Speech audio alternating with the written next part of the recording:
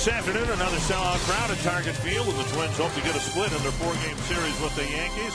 Put the shackles on the Yankee lineup last night, but Alex Rodriguez rejoins them today for the series finale.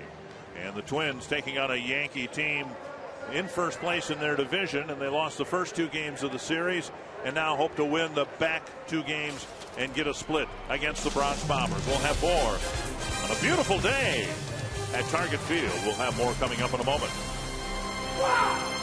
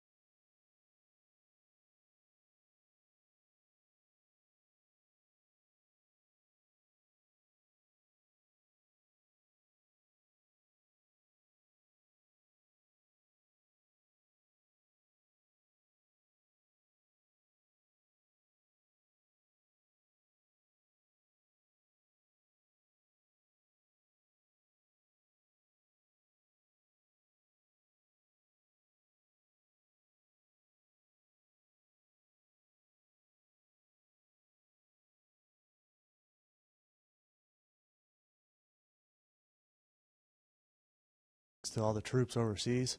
Hope you guys make it back safely. Thank you.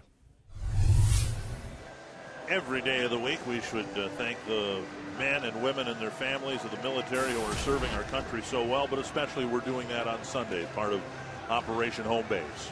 Great for FS North to do this, and Minnesota Twins throughout the year. Of course, they have somebody raise a flag every day that is in the military or was in the military.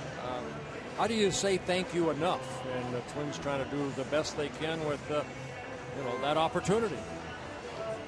If you'd like more information on how you can support those in the military and their families, or just offer a genuine gesture of gratitude, go to foxsportsnorth.com. Operation Home Base, something we're doing on Sundays up to and through September 11th. The Twins with high hopes of getting a split in the 4-game series with the Yankees, and within last night's game, a recipe on exactly how to beat the Yankees. You get a well-pitched ball game. And you score 7 runs in the first 2 innings. That helps. But, there's so many areas of the Twins that have broken down against the Yankees over the years. Not a bad idea to be reminded that they can be beaten. And if you play the facets of the game better than they do, they are quite beatable. Yeah, A.J. Burnett, the starter for the Yankees, just didn't have it last night. Liriano, 7 very, very good innings, only allowed 3 hits and 1 run, and that was an unearned run. So hopefully Nick Blackburn can do that, or try to do almost what Liriano did this afternoon. So Blackburn on the mound, and you see the kids there, part of Sunday's ceremony here on Kids Day at Target Field. We get ready for the national anthem. And performing the anthem today out in center field, the Land O'Lakes area barbershoppers. We've got flag-raising introduction being made out in right field, out on the plaza. Something the Twins that have come up with that has been very, very popular.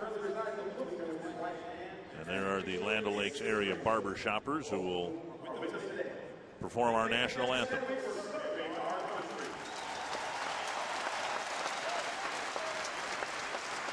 Singing the Star Spangled Banner today, please welcome the Land O'Lakes area barbershoppers. Oh, say can you see by the dawn's early light what so proudly we hailed at the twilight's last gleaming, whose bright stripes and bright stars through the perilous fight o'er the ramparts we watched were so gallantly streaming. And the rocket's red glare above bursting in air gave proof through the night that our flag was still there. Oh, say does that star-spangled banner yet wave o'er the land of the free and the home of the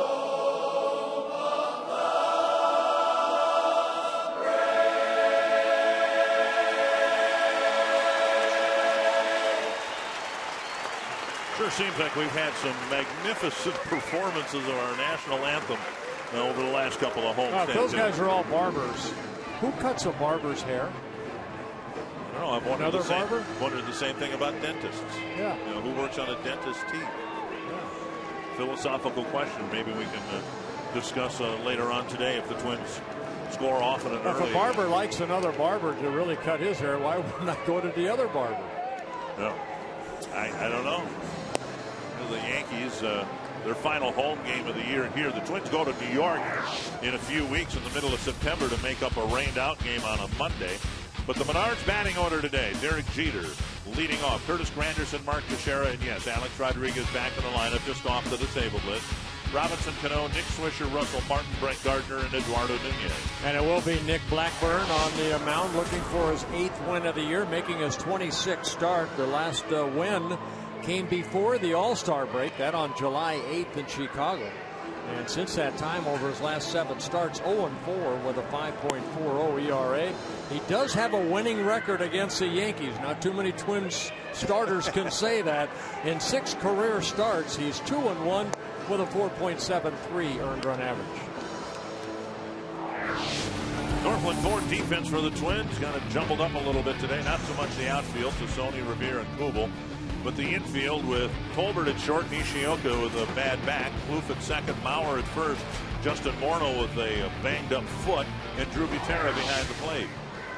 The key for Blackburn here this afternoon is, now he's not as wild as Liriano. He's more of a control type pitcher, but work both sides of the plate.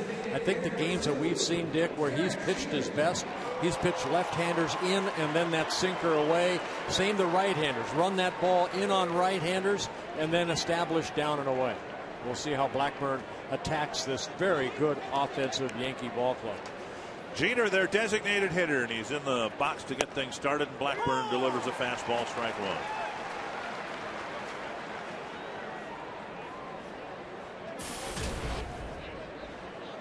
Swing and a miss, strike two. There's a good pitch inside right there, and some good movement on that pitch.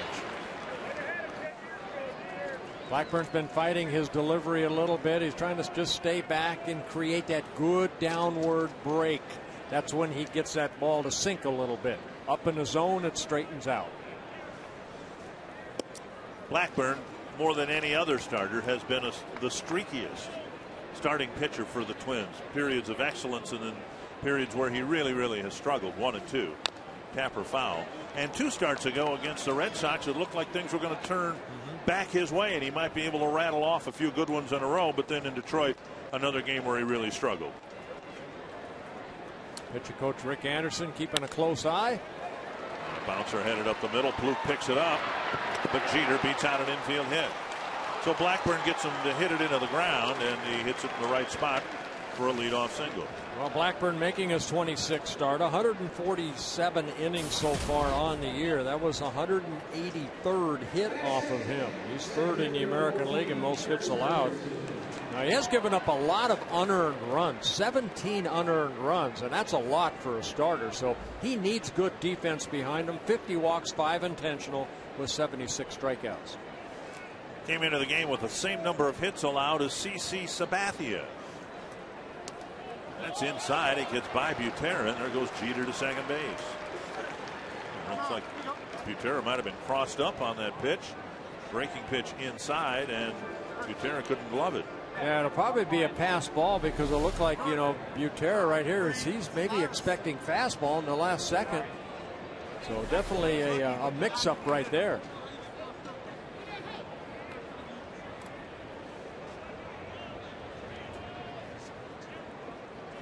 And we've talked about it before, Dick, with a runner at first base. Twins always use more than one sign, but my goodness, you have to be right on the same page right off the get-go. Can't make mistakes like that. 2-0.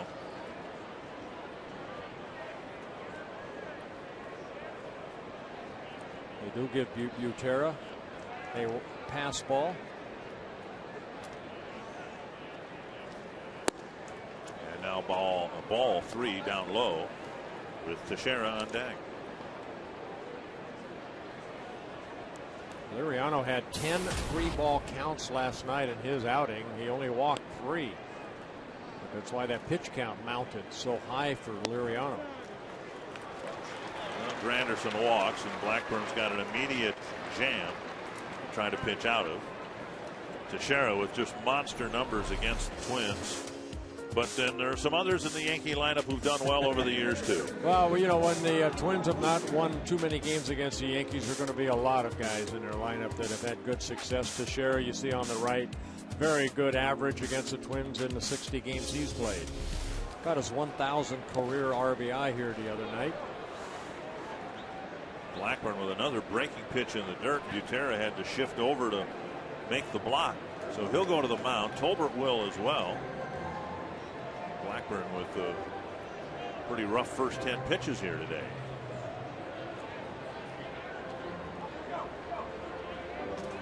This is one ball club coming in hitting 269. The Yankees, they have 166 home runs. You cannot keep falling behind. And against Nick Blackburn, very good numbers. There's a fastball on the outside corner.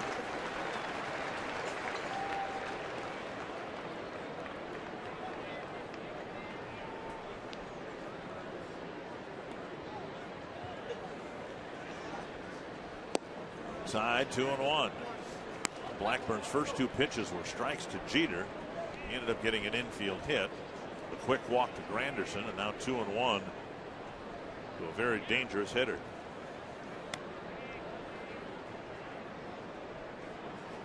There's a tapper up the line, 2-2. You know, sometimes as a pitcher, when you face the Yankees, and I went through the same thing, they had some great ball clubs when I pitched against the Yankees. You try to, you almost give the opponent too much credit. If you just make your pitches and then you kind of say, okay, if as long as I, make good pitches, they're going to beat you if you keep falling behind in a count. Make good pitches. Hopefully something good will happen. Fouled away. The other night, Teixeira drove in his 1,000th run of his major league career. So he's been beating up on more teams than just the Twins. Here you hope to get a ground ball hit at somebody and see if the Twins can get 2 outs on 1 pitch. Nearly hit him. It's a full count. Yeah, Blackburn's had 13 double plays turned behind him. Blackburn's thrown some breaking pitches and has really, that was a fastball in the dirt, but he's not been able to control his off-speed stuff. So we'll see what, if anything, the Yankees do with runners. I suspect nothing. Well, you hope that you throw a fastball. If it's down and away, Butera sitting away, get a ground ball. There you go. There you go. 1, 2. Double play. Teixeira hits into a huge double play with Jeter moving up to third. You know, when you're having trouble with your other pitches, you fall into that situation where you have to come in with a fastball. You have to make sure that it's a good pitch, and that's what Blackburn got right there on a 3-2 fastball. Good pitch, had some movement, created the ground ball, and a good turn by the defense. Tolbert hanging in there and getting it over to Mauer to complete the double play. So a big pitch right there by Blackburn. Just think, I mean, that pitch looked like it was tailing away. Teixeira, if he had taken it, it would have been ball 4. Now bases loaded, nobody out for Rodriguez, and instead, if he can bear down and get Rodriguez, he can get through his difficult first inning. Always look at a situation when you're struggling. You're one good pitch away from getting out of it. And Blackburn got that big pitch off the bat at Teixeira. Now he's facing Alex Rodriguez, just activated off the disable list. Good fastball inside. Strike 2. Work both sides of the plate. That's the key to Blackburn. Good movement and a good frame by Butera. Missed the same pitch. Down and in. You go in enough, you have these good hitters thinking, okay, he's going to go in and in. I'm going to open up a little quicker. Opens up the outer half of the plate. You hope. That time Butera shifted outside and then back inside as Blackburn was going through his windup. 2-2. And now a full count to Rodriguez. You know, we're all pretty lucky today because we have 2 guys that have hit over 600 home runs, plus a guy that has over 3,000 hits. It's never been done in baseball history before. Pretty cool. Bouncer to short. Tolbert has it. Blackburn a little wobbly in the first, but it's a scoreless first inning.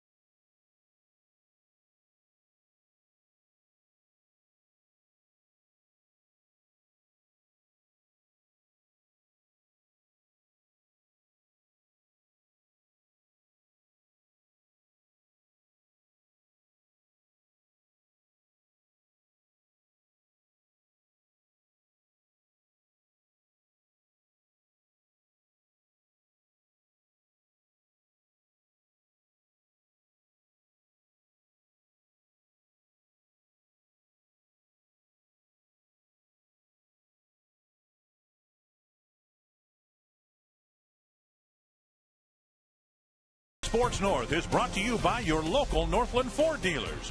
Visit your local Northland Ford dealer or go to northlandford.com. And by Menards. Save big money on all your home improvement needs at Menards. No score after a half inning. The Yankees had a threat. Blackburn did a nice job pitching out of trouble, and now the Twins will hit in the bottom of the first inning. Menards batting order for the Twins. Ben Revere leading off. Trevor Plouffe second. Joe Mauer, Jason Kubel, Jim Thome hitting fifth. Danny Valencia, Rene Tassoni, Matt Tolbert, and Drew Butera. Ivan Nova on the mound in his rookie season, making his 21st start, his 22nd appearance. His second against the Twins, his opening day assignment was against the Twins, a winner in New York. And he's been a very nice surprise, 12-4 in his rookie season. And he has not lost over his last 9 starts. He's 8-0 with an ERA at 3.90. One strike to Ben Revere. To short. And strong throw by Nunez gets Revere one away. Northland Ford defense for the Yankees, and they've got a little bit of a different look with Jeter, their designated hitter. Gardner, Granderson, Swisher in the outfield. Alex Rodriguez back at third. Nunez over at short. Cano and Teixeira on the right side of the infield, and Russell Martin doing the catching. So one gone quickly, and here's Trevor Plouffe.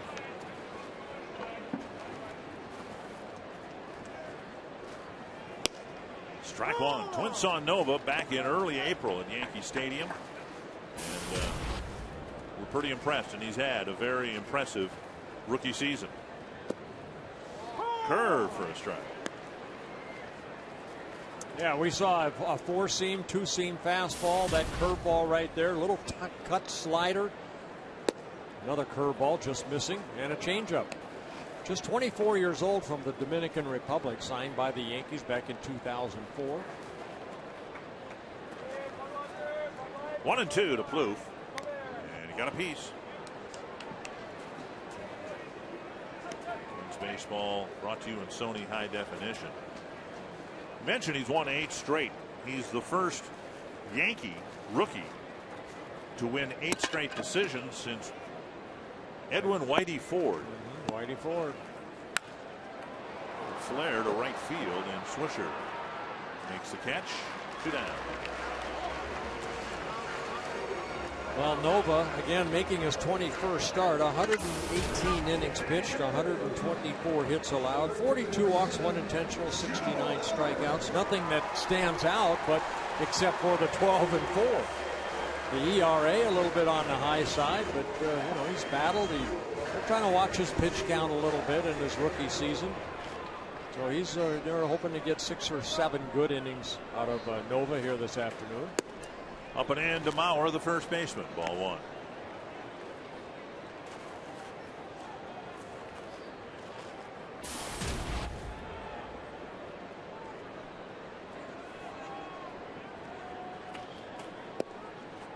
Up and away. 2-0. Mauer was in the grand scheme of things going to get a day off today, but then Morneau came up with a bum foot that Twins needed a first baseman. And Mauer with a liner almost dropped by Nunez. He gathers it in, and Nova has a 1-2-3 first.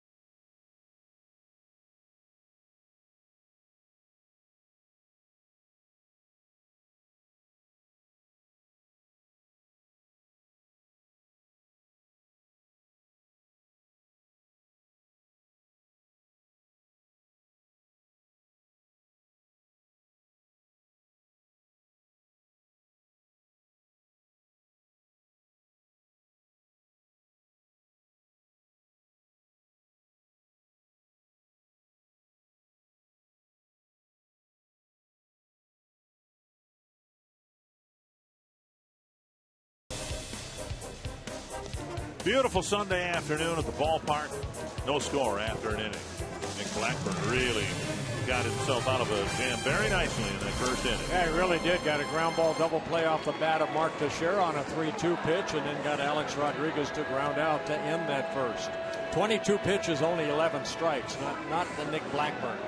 So hopefully the second inning will start a little better. 3 balls put in play, all of them on the ground to the infield. Nothing got to the outfield. So we'll see if Blackburn can build off a positive and follow up with a good second inning here against Robinson Cano, Nick Swisher, and Russell Martin.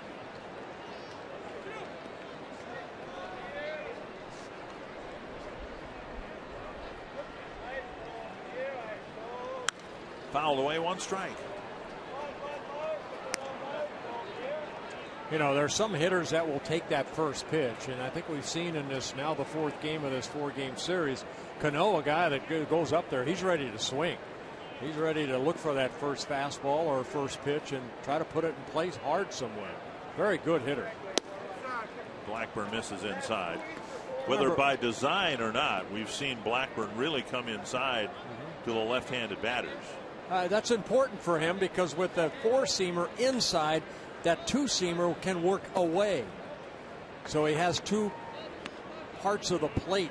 The 3rd inside and the 3rd outside. Stay away from that other 3rd, and that's down the middle of the plate. How'd you put it in the start against the Red Sox pitching east and west, right? Right. Don't worry about north and south as much as working in and out.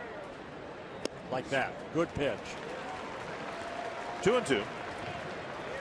Hey, I want to say happy 100th birthday to Mary Milton from Belle Plaine, celebrating her 100th birthday. Well, happy birthday, young lady. Great Twins fans down in the Belle Plaine area. Made a caravan stop there this winter. 2-2 to Cano. And again inside, another full count, 3-ball count from Blackburn. And we have another birthday, Deb Repla, Joe Repla's wife. She's celebrating birthday number 60. I wasn't supposed to say that, but she's 60 here today. So Deb, happy birthday to you. Full count to Cano starting the second inning. Bouncer. And a play for Plouffe. 1 down. Bauer making the catch at first because Justin Morneau last night fouled a ball off his foot, and he was limping around the ballpark last night and today. It's our Sanford Health injury update. Morneau with yet another body part giving him trouble. Yeah. Oh, my goodness. That looked like that hurt. So 1 down, again a ground ball, and Nick Swisher the hitter. I think anybody that's ever played the game, if they foul the ball off their foot, they know what Justin went through with that. You know, maybe the ball's coming in about 90 miles an hour, and then you swing it hard, and then once it leaves that bat right off get-go, it's traveling about 100 miles an hour. You hit it right on your instep. That's smart. How about to try to, if you ever hit your thumb with a hammer, it must be that type of a pain, I would imagine. Or a frying pan over your head. Have you ever hit your head over with a frying pan? That's never happened to me. I was trying to, give a life experience that, our fans would be able to relate to. Just because your dad or mom hit you over the head with a frying pan doesn't mean it's a common experience. Only a couple times. Nice play by Mick Kelleher, the first base coach. 2-1 to Nick Swisher. But I was running, so it didn't hurt his bat. And he fouls it off a leg. 2-2. Well, you get that fastball in there, and then you can throw that breaking ball in there, too, just like you did, and kind of tied Nick Swisher up, able to foul it off. That's the fun part of pitching, when you can hit both sides of the plate, because this is a good hitting ball club. You have to work both sides of the plate against these guys. And he missed. And if you miss inside. Another 3-2 count. He's faced 6 batters. He's had 5 full counts. And I guess everybody except Jeter in the leadoff spot. And a walk puts Swisher aboard. Second walk for Blackburn. Martin to the plate after the game on Fox Sports North. join Tom Brokaw for Boys in the Hall, the personal stories of some of baseball's greatest legends. This week it's Larry Doby. Made it into the Hall of Fame far later than he should have. Boys in the Hall after the game, presented by Subway Restaurants, where winners eat. You look at Larry Doby's numbers, who was in essence the Jackie Robinson of the American League. Very comparable numbers, and Jackie deservedly so got in right away. And it never, in my mind, should have taken Larry Doby as long to get to the Hall of Fame. I agree. There's Jackie Robinson's number, retired by every team in baseball. Twins brought Larry Doby in shortly before his Hall of Fame induction and then his subsequent death to pay tribute to Jackie Robinson. Rachel Robinson, his widow, was here as well. The Twins put together a nice ceremony. I suppose that was about 15 years ago already. 1-0 to Russell Martin. 2-0.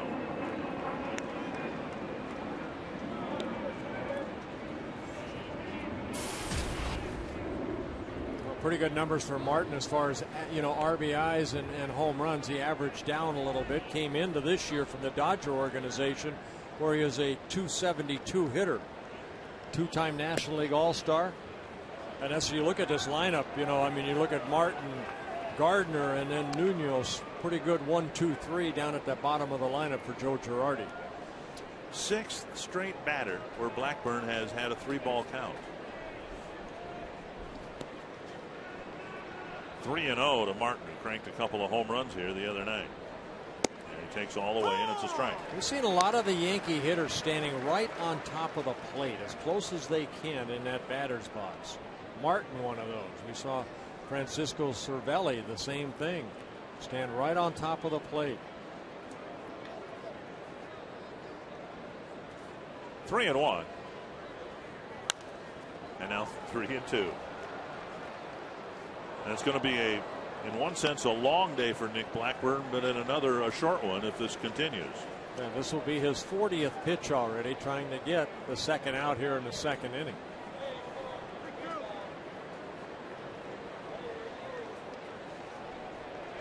Kevin Long, the pitching or the hitting coach, right there talking to Cano. Runner goes, and it's ball 4. So back-to-back walks, both of them on 3-2 pitches. And the Yankees, on the strength of 3 walks, have had Blackburn in hot water all afternoon long.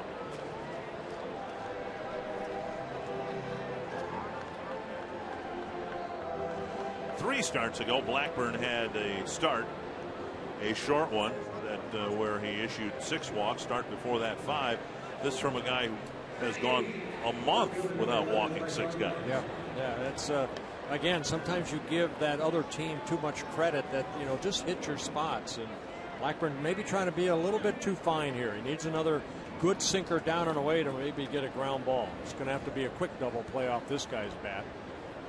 Brett Gardner very quick down that first base line. Take away the bunt too. Strike on the outside corner, and Gardner with a look back at Ron Kulpa calling balls and strikes.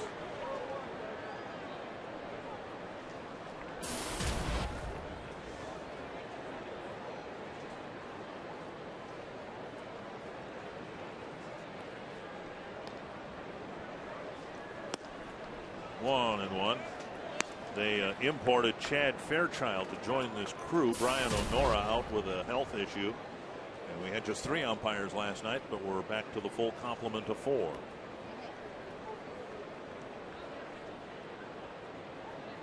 One and one to Gardner. Breaking ball hits the corner. We haven't seen many of those. We saw a few in the first inning, but they were all augured into the dirt. Blackburn now working ahead in the count.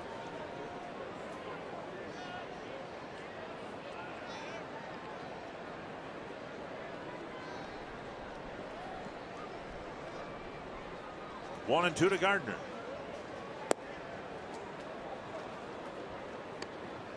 And the Yankees are wearing Nick Blackburn down and out.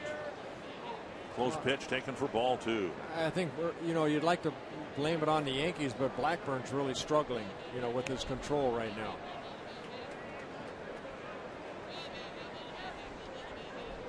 .44 pitches, only 20 strikes. flip foul.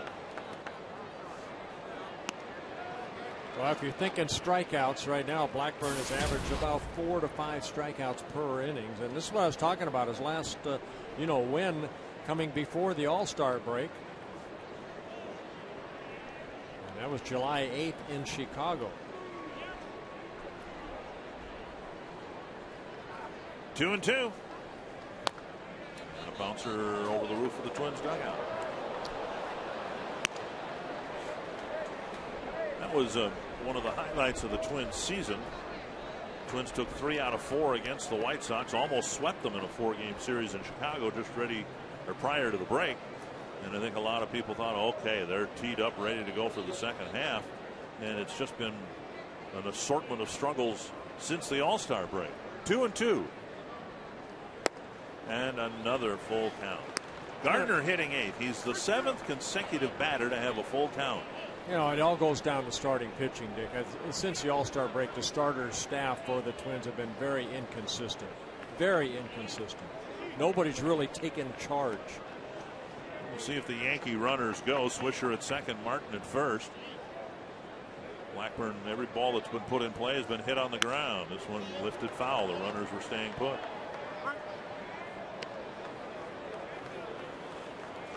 Got a crazy game in Detroit. Ubaldo Jimenez gave up 7 early runs for the Tigers. Rick Porcello knocked out in the 4th. He couldn't protect a 7-0 lead at 7-5. We're kind of stuck in the mud here in the top of the 2nd. Another 3-2 pitch to Gardner. And another walk. 3rd consecutive walk. Yeah, that'll bring out pitching coach Rick Anderson to try to get Blackburn back in the strike zone. Along with Dave Prumer, the trainer. And I believe Blackburn asked that Dave Prumer be brought out as well.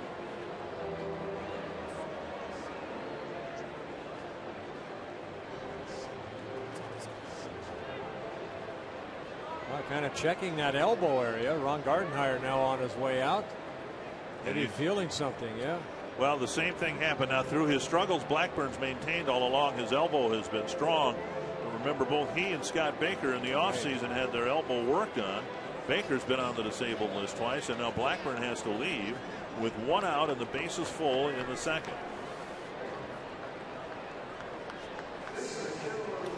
Elbow was barking. And an early pitching change here at Target Field.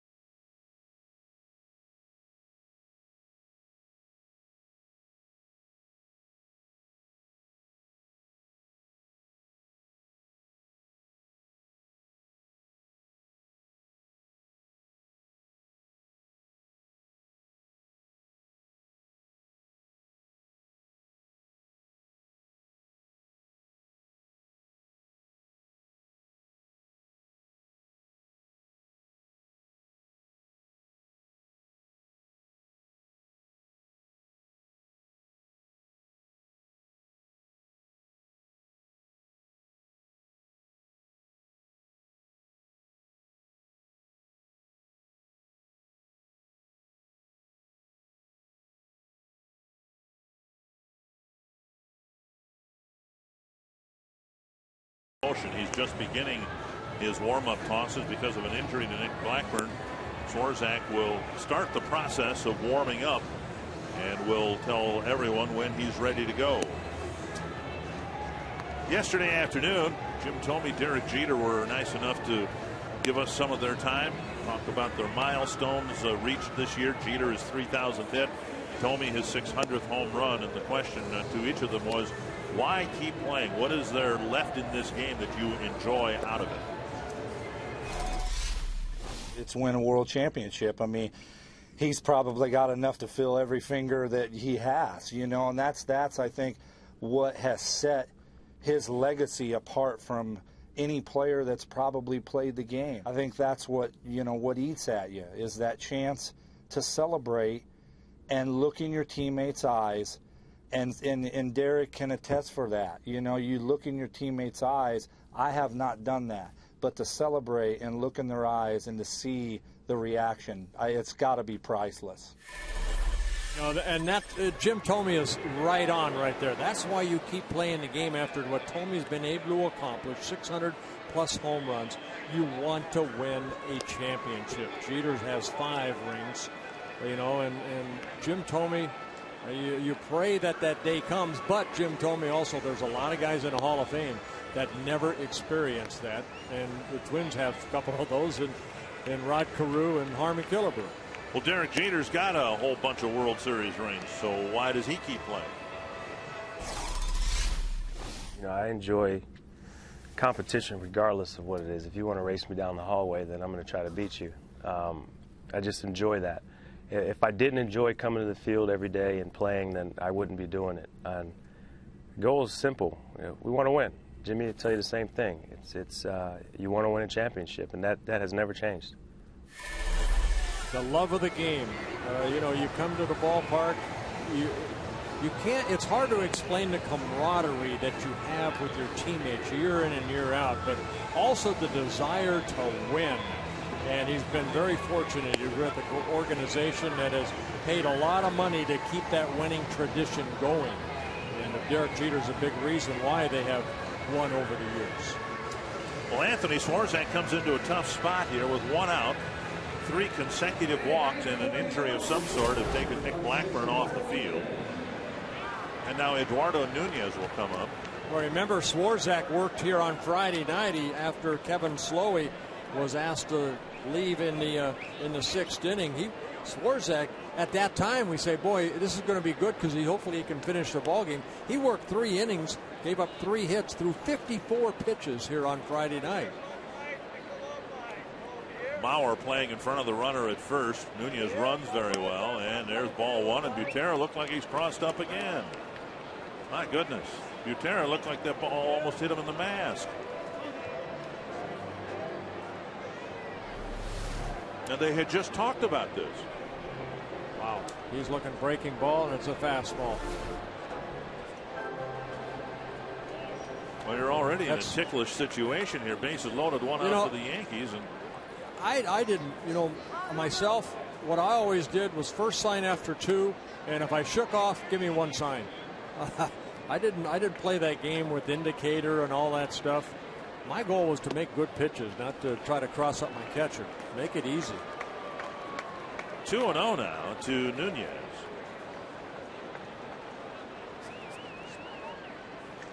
Runners all over the place because of walks. And 3-0. Ideally, Swarzak, because of his workload the other night, would be given at least another day, but obviously these are not ideal circumstances.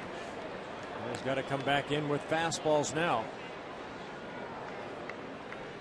There's 1. And Nunez taking right there. He knows he's going to get another one.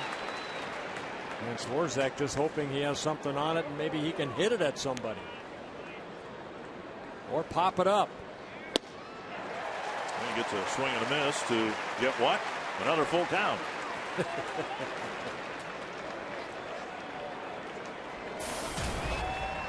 Well,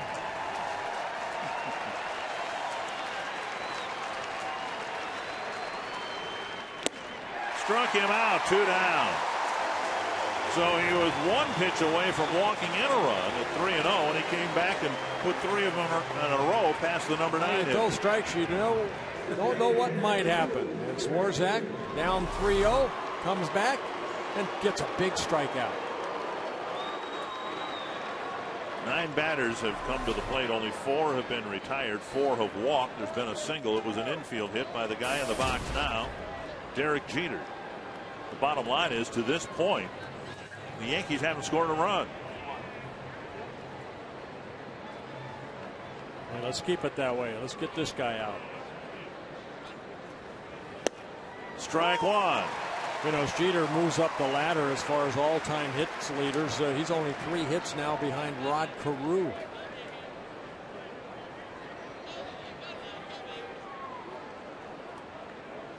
One strike to Jeter.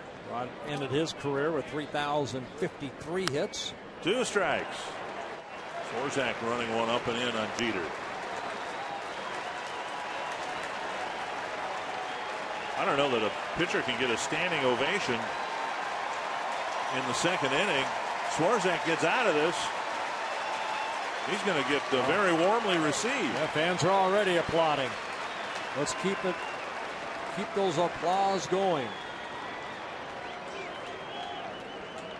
2 strikes to Jeter. 1-2.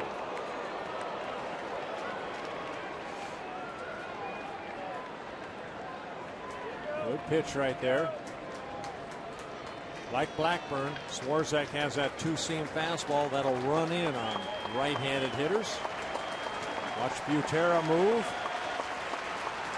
And back in again. And just missing inside. 2-2. And you know this got to go to 3-2. I'd rather it not, because Yeah. all sorts of weirdness Right. happens on the bases. And Yeah, big pitch right here for Swarzak.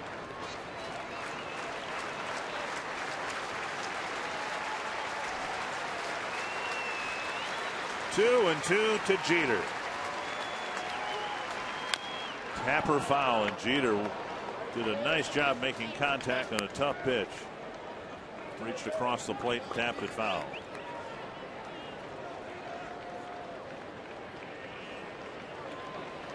Swarzak struck out Nunez with a belt-high fastball over the inside corner.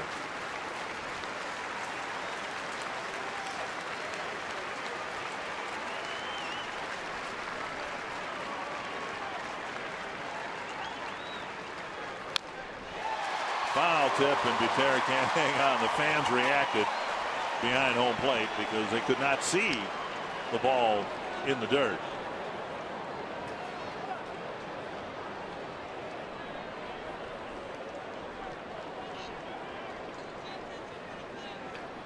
So Jeter fouls off another 2-2 pitch.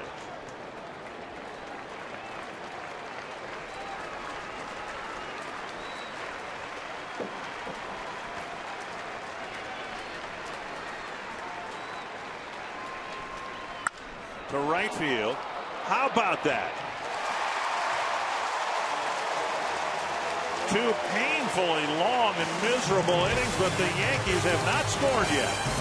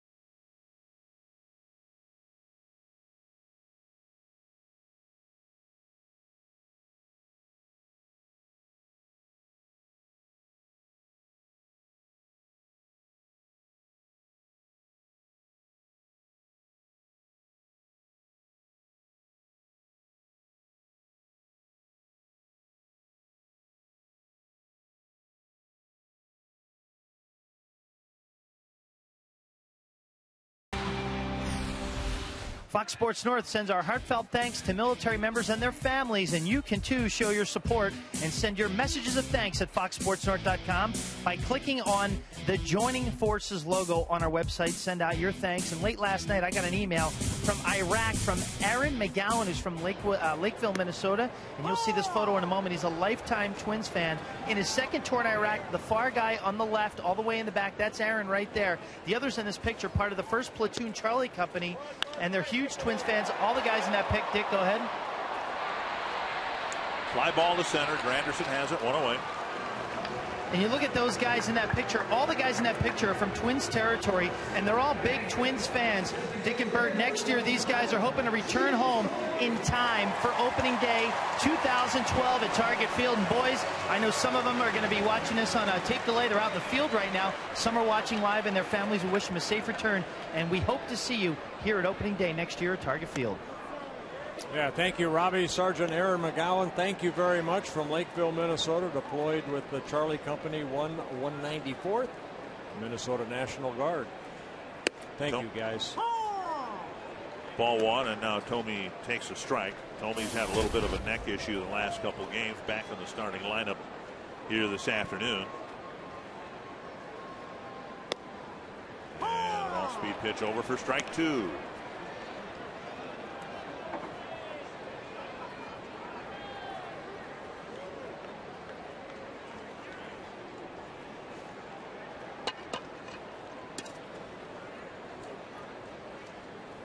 Two and two.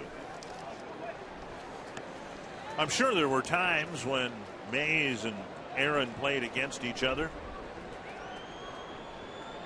and at that time both were members of the 600 home run club. But what we've got here today has got to be rare in baseball. Swing and a miss. Tomey's gone on strikes, out number two. I mean, match up the players from the same era, and you wonder how many times a starting lineup has had two members of the 600 home run club. And then you throw in a guy with over 3,000 hits. I was told that this is the first time that's ever happened. And there's Jim Tomey with 601 home runs, trying to get to Sammy Sosa and hopefully past him. Two down. Here's Danny Valencia. And a breaking ball over for a strike. Valencia cranked his 13th home run of the year yesterday in the second inning. He jumped on a A.J. Burnett fastball for the first pitch of the inning. And two straight breaking balls, and Danny's kind of backed away from both of them.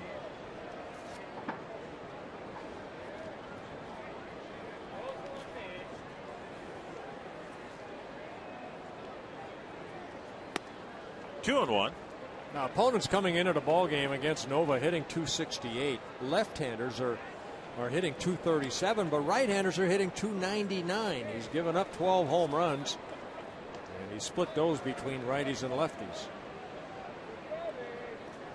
Nice smooth delivery. Gets to that balance point and then explodes toward home plate. A one-hop rocket fielded by Nunez. What a nifty play. Valencia hit the stuffing out of the ball, and Nunez stayed with it to turn it into an out.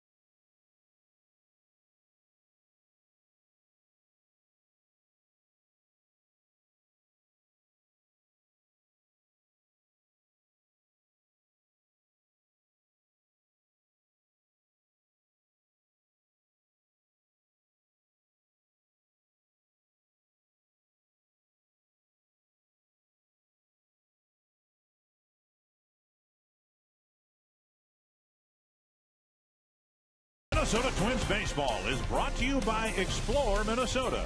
Visit exploreminnesota.com to plan your next Minnesota vacation today. The inspiration for one of the most clever ads the Twins have ever had, the real Paul Bunyan and Babe the Blue Ox. Of course, the commercial featured Jim Thome. That's in Bemidji, located up in northern Minnesota. They greeted visitors on the shore of Lake Bemidji for almost 60 years. A big man. And that's a big man right there, too, Jim Thome. Curtis Granderson to start the third inning against Anthony Swarzak as part of Fox Sports North Operation Home Base. We highlight organizations that provide support for our service members and their families. And one such group is the St. Paul-based Serving Our Troops. And joining us in the booth today, a founding member of Serving Our Troops, St. Paul City Council member Pat Harris. Pat, thanks for stopping by. You get to watch a beautiful, a nice ball game at a beautiful ballpark. But tell us a little bit about Serving Our Troops and its origin. Well, thanks so much for the opportunity. Serving Our Troops started when a bunch of us were at Mancini's one night in 2004, and that's a surprise for us St. Paul guys. And we thought it was kind of unfair that we could be at Mancini's and our troops, our soldiers that were serving overseas, couldn't be there at the same time. And so that very night in 2004, we decided that we were going to bring Mancini's and all sorts of other St. Paul restaurants to our Minnesota National Guard soldiers and other soldiers throughout the world. Where have you provided these meals to our deployed service members? You know, we've now done 55,000 steaks in 8 projects all over the world. We've done it in Fort Sill, Oklahoma, Camp Shelby, Mississippi, Iraq twice, Kosovo twice, St. Paul, of course. We've pretty much been all over the place. We just came back from Fort McCoy in Wisconsin, where we did about 6,000 steaks for National Guard members and their families. Beautiful. When you say steaks, I'm assuming baked potato, all the trimmings and everything, right? Oh, you bet. And when we're at home, we can serve ice-cold beer as well. Coors Light, of course. Shell's products, of course. Our friends from New Ulm, of course. Well, I would imagine if you do it overseas, Iraq and other remote outposts, that's got to really complicate the process, though, doesn't it? You know, it is an extremely complicated thing because we actually bring our steaks with us. And we have restaurant tours from all the great restaurants in St. Paul and throughout Minnesota, actually, that come there. And we cook the steaks, we bring them there. And then what we do is we live video link the entire operation with all their families back at home. Oh, that's great. So it really is dinner with the family, which is something that we thought was so important and that people were missing. Pat, how can people get involved and contribute to Serving Our Troops?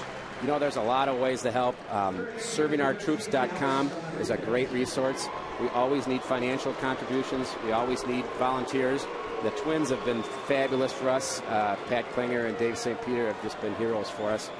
We've got a lot of great companies that support us, but sponsorships and people getting on that website at ServingOurTroops.com, they can learn all about all of our 8 projects. And this is really a unique Minnesota operation, I will tell you that.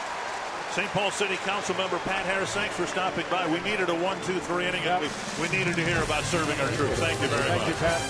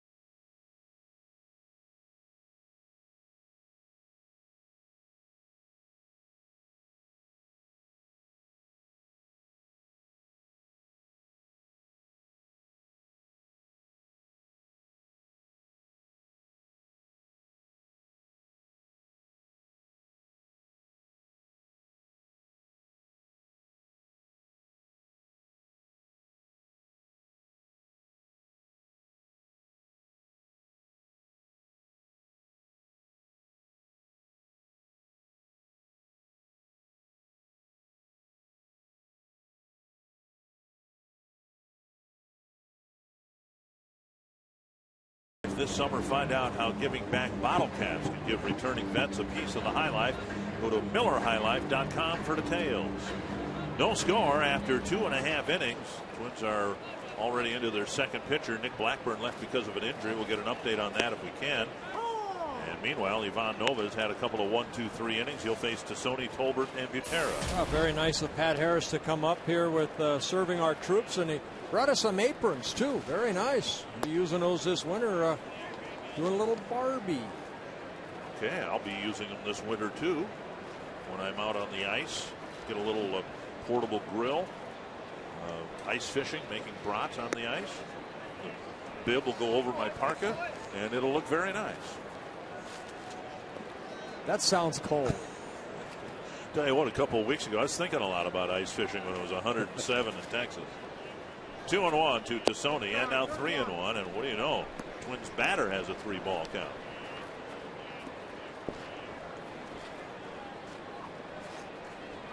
Nova coming off his rockiest start of the year against the Kansas City Royals. There's a little chopper to first, and Teixeira falls down.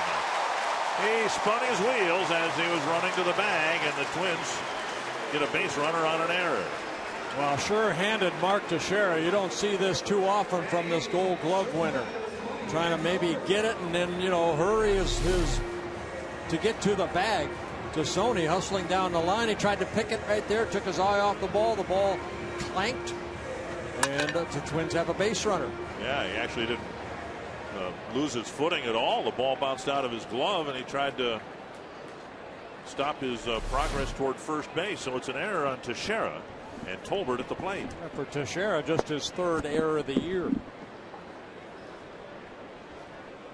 Tolbert drops down a bunt. And Martin fires and gets Tolbert.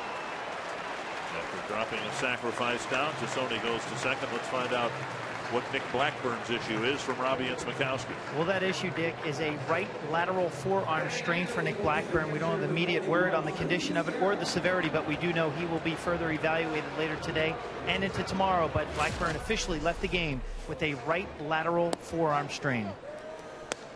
Yeah, the 4 walks for Blackburn, very unusual. And right there, Dave Prumer coming out. And that man's done that a lot this summer. Well, here's Drew Butera with Tassone at second and 1 away.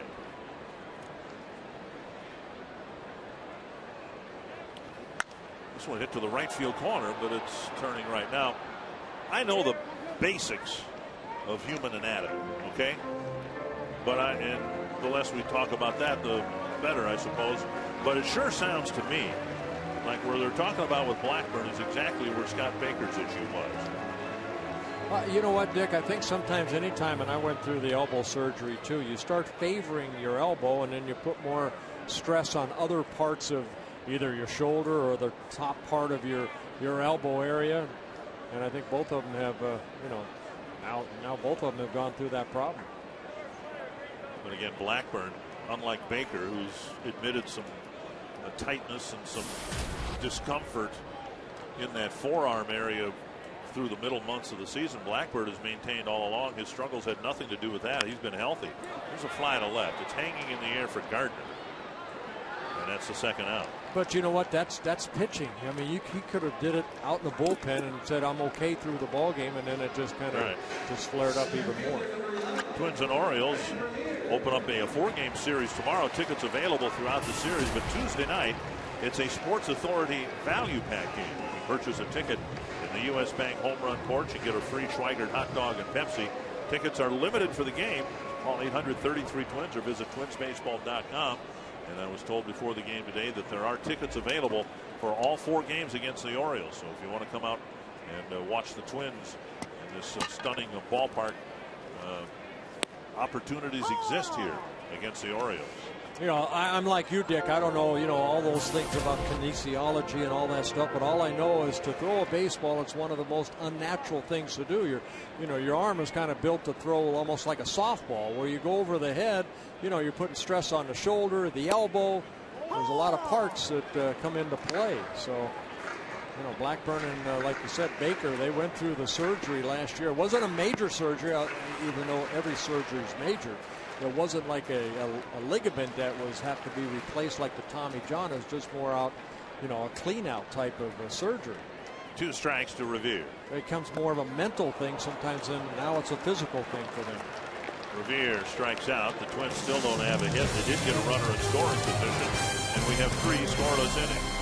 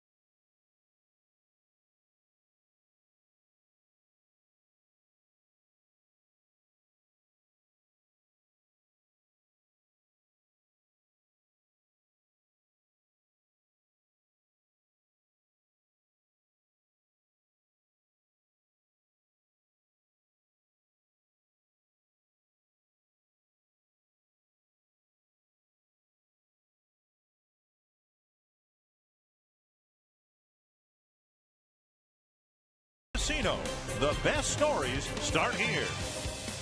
And by AT&T. Beautiful Sunday afternoon at Target Field. We've had kind of a rugged start for the Twins. Nick Blackburn out with a forearm strain. There's only been 1 hit in the game. It was an infield hit. But Blackburn walked 4 men before he left. Now Anthony Swarzak had to pull the Twins fat out of the fire in the second. Then he pitched a 1-2-3 third. Cano, Swisher, and Martin will hit against Swarzak here in the 4th.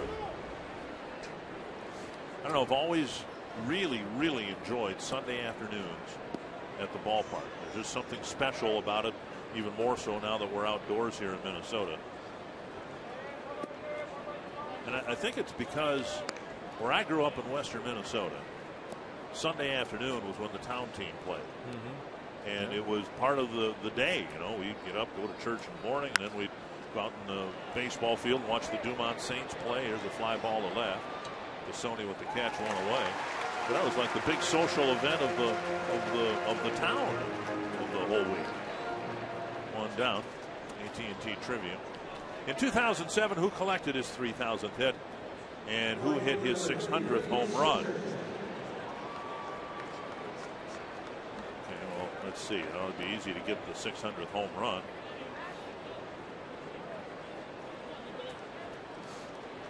It's either Sosa or Griffey, I would imagine. It's the only time that's happened in the season, a 3,000 hit and then the 600 home run until this year. Swisher with a half swing and a strike. Do you have Southern California? Did they even have town team baseball? No.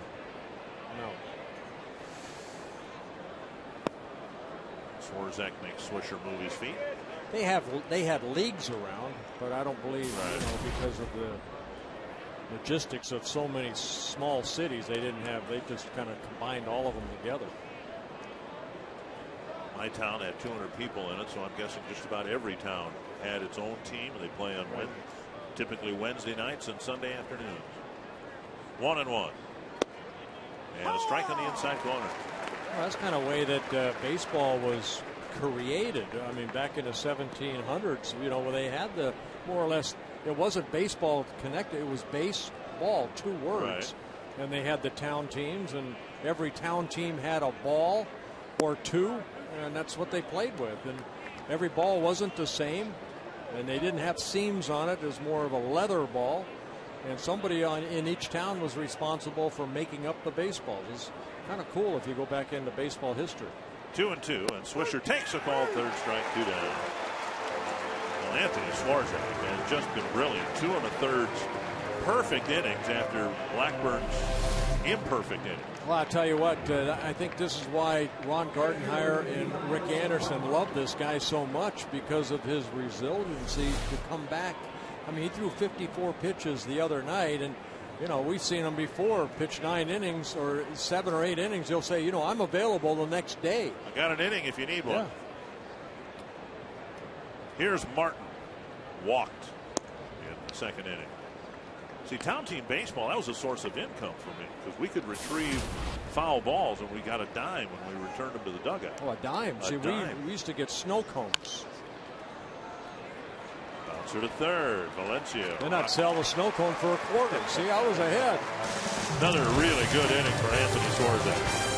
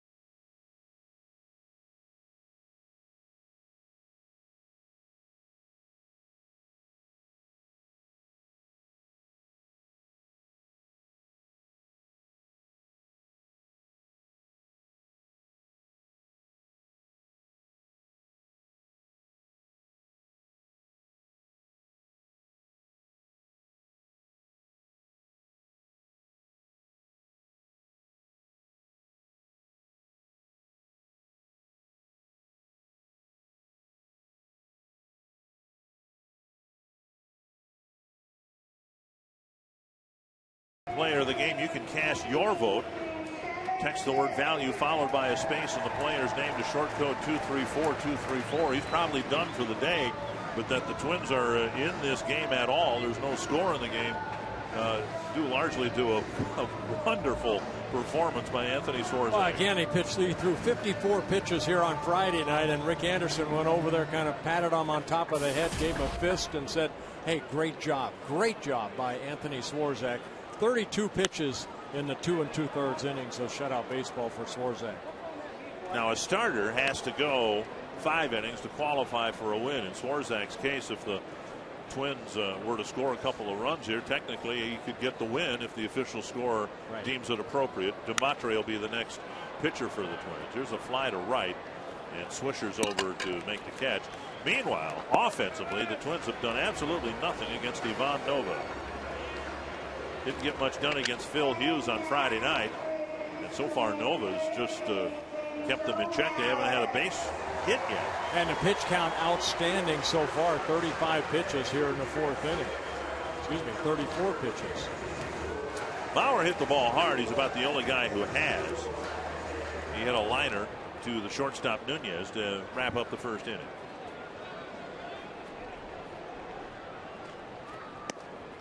Ball 1.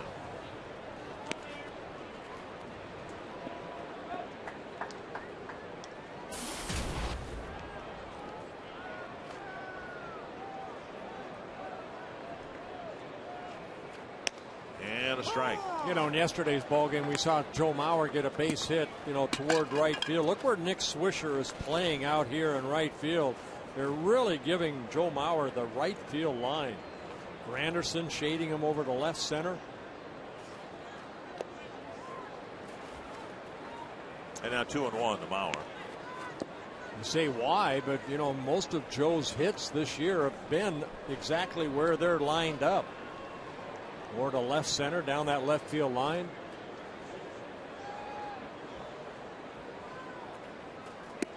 They're playing him like they play Ben Revere, only about 5 steps deeper.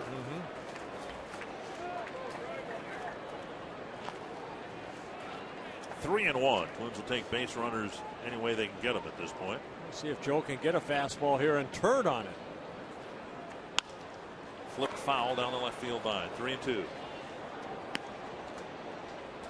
Gardy mentioning about Joe Mauer that his legs still aren't real strong, and you know that has to do, I think when he first came back we saw him really hit the ball sharper. Now I think in time we've seen almost the weakness come back, where that pitch right there, he's got to drive that ball, but he got underneath it.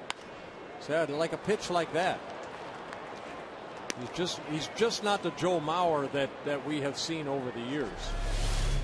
Take a look at this pitch right here. It's a fastball, but Joe, you know, the barrel of a bat still underneath that ball. Just not popping.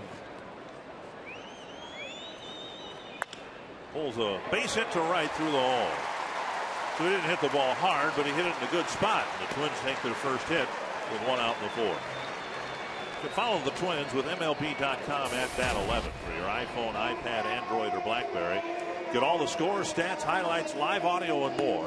Text @BAT to 31826 or visit twinsbaseball.com for details. Here's Kubel. Jason with a fly ball to center. His first time up. Short center. Inside, ball 1. Kubel had been struggling a little bit at the plate yesterday. Kind of came out of that with 3 hits. 3 hits and 5 at-bats.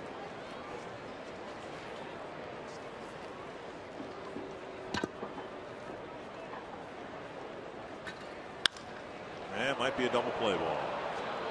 Nunez to Cano to Teixeira. That ends the inning. Twins get a hit. Nova faces just 3. We've got 4 scoreless innings here at Target Field.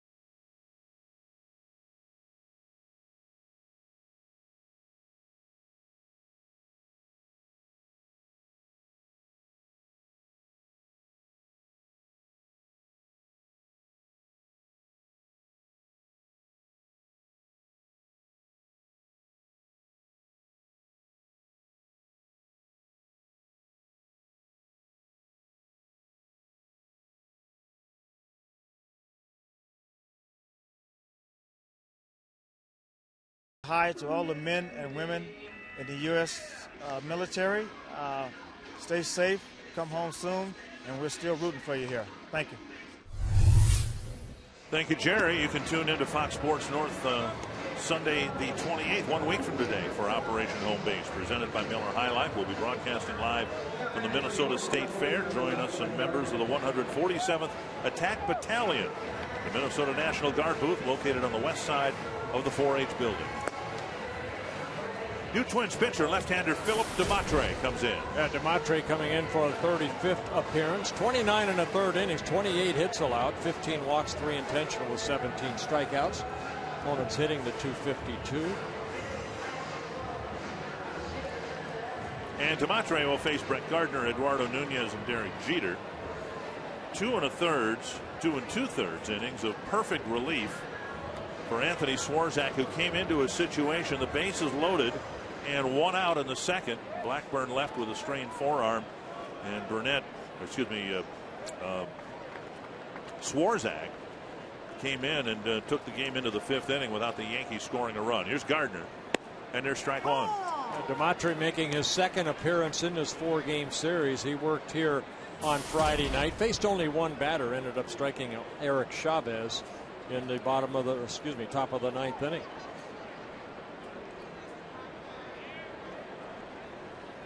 Gardner, the last man Blackburn faced, he walked 3 straight batters, left with his forearm strained.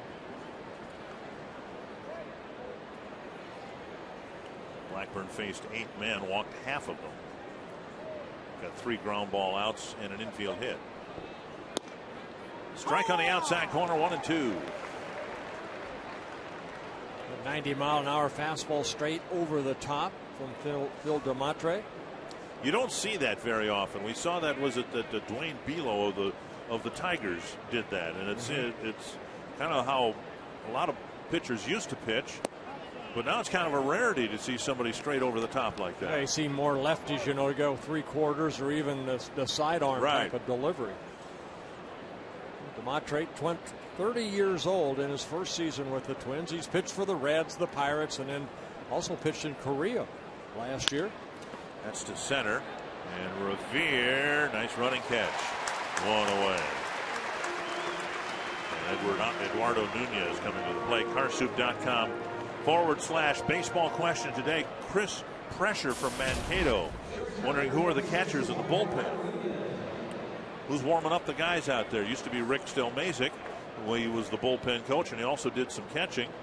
But now Nate Dahman is out there, and very often you'll see the Nate is on the right, showing Glenn Perkins how to throw a curveball. From the right as a right-handed pitcher. And then sometimes the backup catcher will go out there, or when we get to September 1st, there's some call-ups. There'll be another catcher on the roster who'll be out there warming up the pitchers. You can never have enough catchers.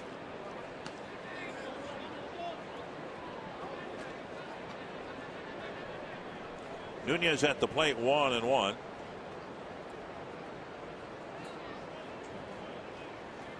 And a strike on the inside corner, 1-2. One thing you do when you are on top like DeMatre is you create that good downward plane.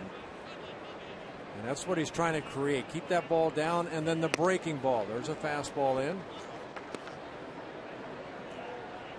Even Nick Blackburn is someone that does that. Straight over the top. Take a look. Straight over the top.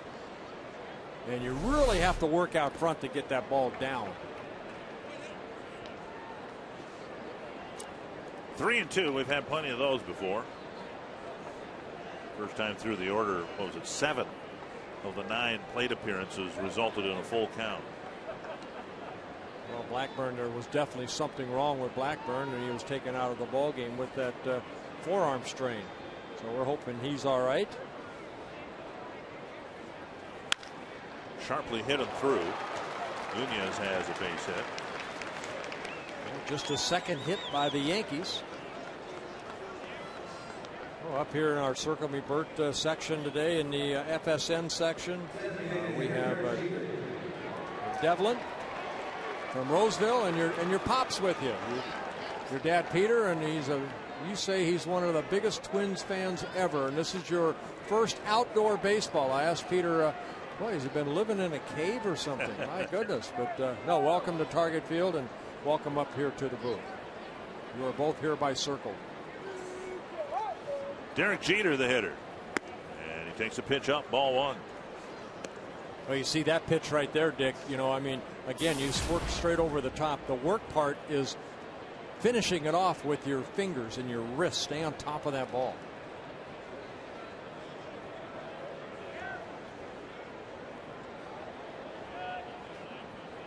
Like that. That's a good angle right there. So you make the adjustment after the first pitch up in the strike zone. You tell yourself stay back a little bit longer, even though there's a runner at first base, and stay on top of the ball. 1-1. 2-1. Back in the first inning, Blackburn got Teixeira on a 3-2 pitch to hit into a double play. Twins have just hit into one.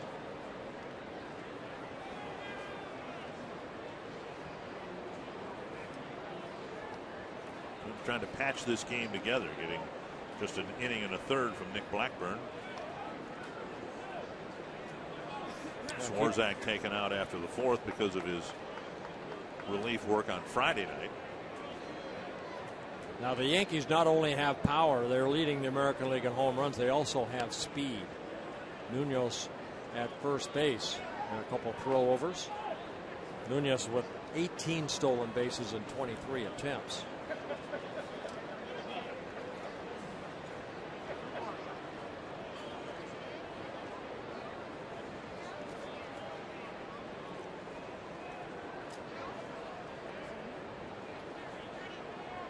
Runner goes, and the pitch check swing. Gutierrez throw. Safe at second base. Bloof got to the bag, reached back, tried to make the catch, and dropped the tag down on Nunez, but he's in with a stolen base. Nunez with his 19th stolen base gets in a scoring position with now 1 out. Got a pretty good jump right there. Good strong throw that tailed back toward right field, and the head first slide. 3-1 now to Jeter. And a walk puts him aboard. Jeter, the first Yankee to pick up 3,000 hits in a Yankee uniform. Babe Ruth didn't get 3,000 hits. Neither did Lou Gehrig. I think a lot of people would be surprised with DiMaggio's low hit number 2214. Mickey Mantle walked and struck out a lot. He only got 22,415 hits. That's still a lot of hits. Only. Right. Yeah, only. So first and second, 1 down, and here's Granderson. Well, you're looking at someone special right there in Derek Jeter. The young man's only 37 years old, so he's got some good years left in him. Nice dig by Butera, ball 1.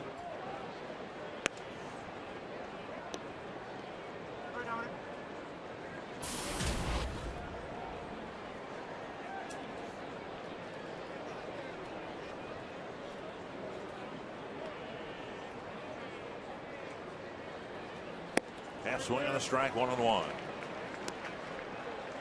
Granderson walked in the first inning and then hit a fly ball to center in the third.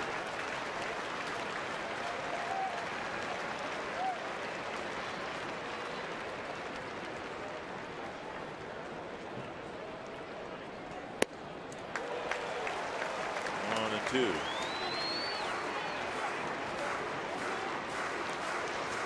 Granderson has broken through to be one of the top sluggers in the American League. Dumatre is trying to get him in a key spot here in the 5th. 2-2.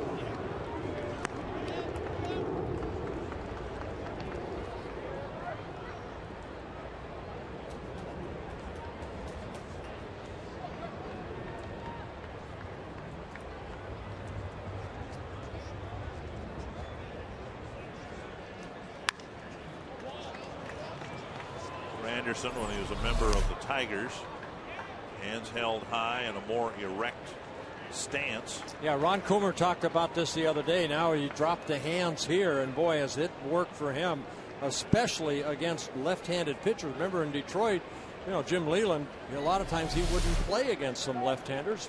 Now he's hitting 278 coming into the ball game against lefties. Swing and a miss. It struck him out. And it's out number 2. A big strikeout. Good movement on that pitch, down and in. 2 down. Every Friday you have a chance to win a trip for 2 to Fort Myers, Florida.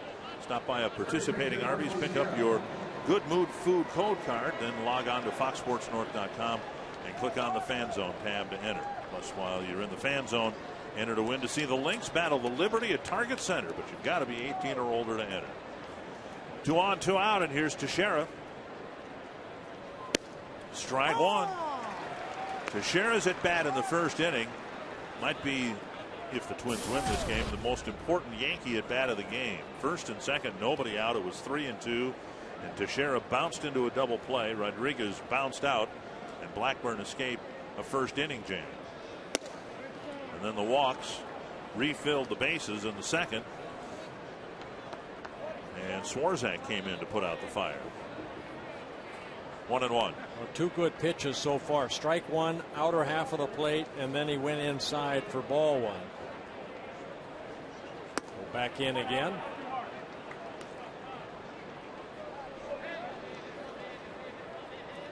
Two and 1.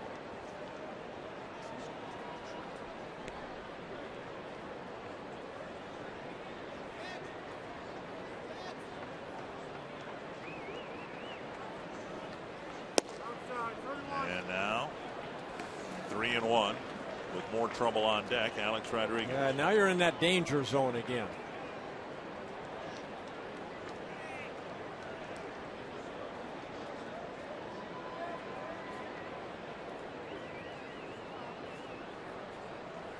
They walked him. So now the bases reloaded. Dumatre will face Rodriguez with the bases full and 2 out.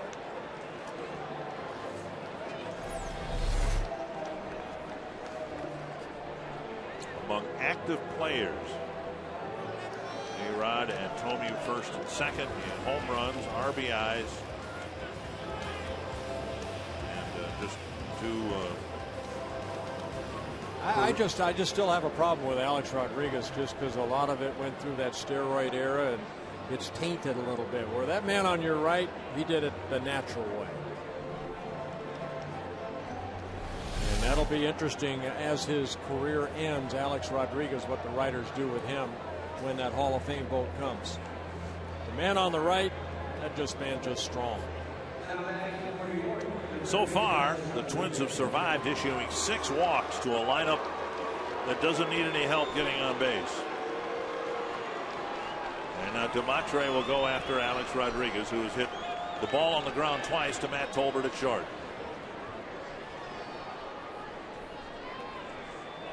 Popped up. Good pitch, middle end. Bauer with the catch. And Alex Rodriguez leaves the bases full.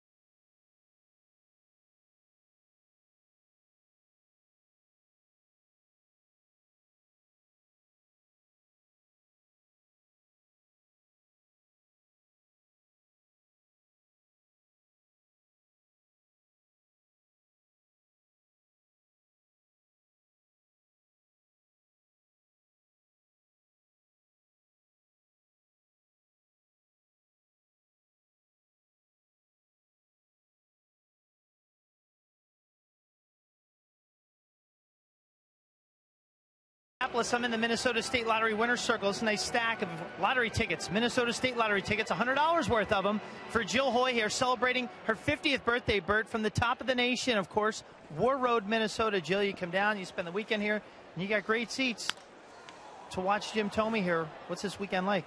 Awesome. That's the only reason I'd come right now is to see Jim Thome and Joe Mauer. And you've seen him up close and personal, celebrating your 50th birthday. Happy birthday, Bert.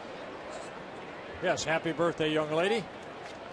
Well, War Road isn't the very top of the state. You'd have to go to Longworth, Minnesota, I think, a little bit north of War Road. That might be the most northern part of the main part of Minnesota.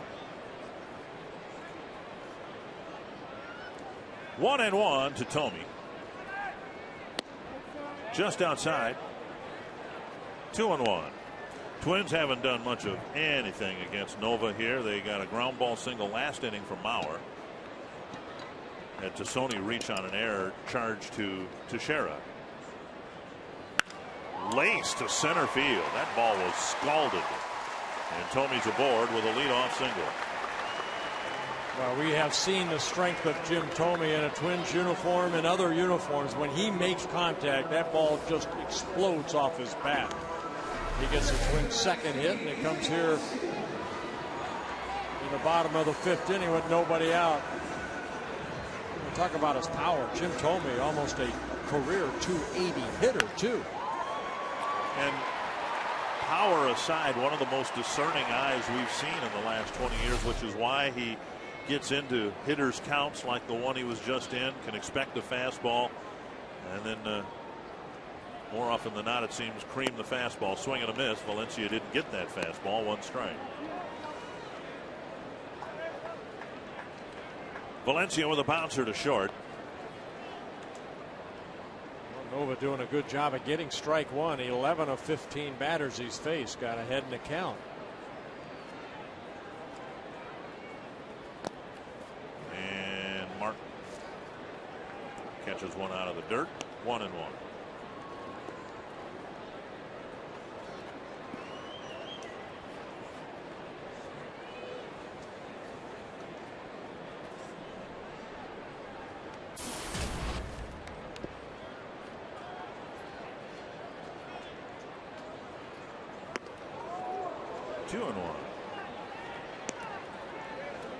Well, as generous as the Twins have been with the walks, having issued 6 of them, Nova not only hasn't walked many people, he hasn't, I don't know if he's had a 3-ball count. He's thrown 49 pitches, only 17 balls.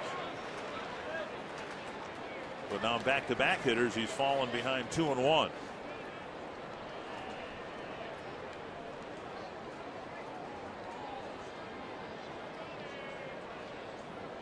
Three and 1 with Tassone on deck. I suppose in Nova's defense, he's a little distracted here with Thome and his speed at first. You can forgive him for being a little erratic with his control. Well, Danny should get a good pitch to hit right here. 3-1. Kareem Burnett's fastball last night for a home run. Yeah, Martin sitting away. This one hit to center. And it drops between Swisher and Granderson. Thome's going to round second, on his way to third, and Valencia goes into second. 2 seasoned veterans, and they got all mixed up in the gap. Well, you can see Granderson and Swisher talking right there, but it was Granderson that was trying to take charge. And right at the last second, they both kind of pulled away. Not just a fly ball to right center. Both outfielders converging right here. And then Granderson pulled away. You can see he kind of dropped his glove as Swisher tried to get out of the way. And a kind of a gift double is ruled for Danny Valencia. Nobody touched the ball. So now the Yankees bring the infield in for Tassone. I suppose a double given only because you didn't know who to charge the error to. Either of them could have caught it. Nobody touched the ball. Right. middle infielders are playing back. Corner infielders, even with their bases. Curve over for a strike. Let's take another look. Both guys, I'm sure, are calling for it right here. Swisher saying, I've got it, I've got it. And then he backed away when I think he heard Granderson. And at the last second, Granderson pulled away. That's actually the ball that Granderson should take right there. But a little miscommunication. See if Twins could take advantage of that. Tapper foul, 2 strikes.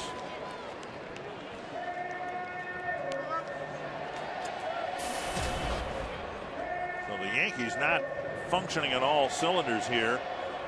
They've been given 6 walks and haven't scored. Unlike them to do that. We've seen an error by a Gold Glove winning first baseman and a misplay on a fly ball in right center field. 2 strikes to Tassone. Struck him out. And that'll bring up Tolbert.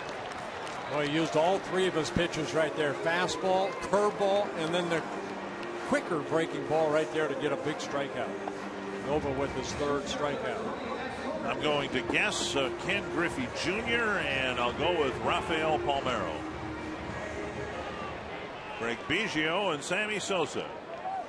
That's who I would have said. I just didn't give you time. No. They throw these things too quick. The answers. And so now a breaking ball in for strike 1, as was the case for Tassone. So we'll see if Nova uses the same formula. Try to get Tolbert is just going to try to get the ball to the outfield somehow. Or hit it past the pitcher.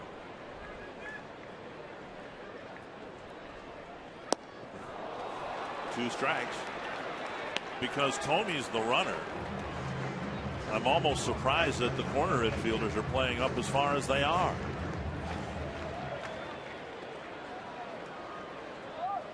Tolbert's going to try to put the ball in play here now with 2 strikes.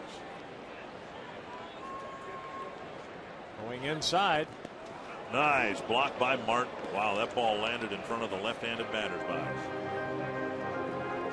What makes this so difficult, a lot of times, you don't know little holes in there, and that ball had some spin on it, but Martin able to smother the ball. 1-2 to Tolbert.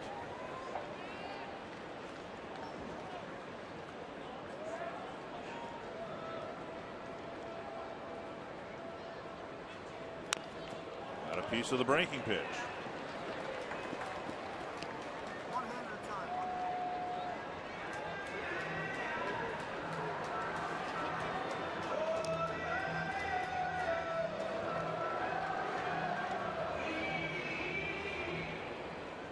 Catching a break here in the 5th, trying to take advantage of it.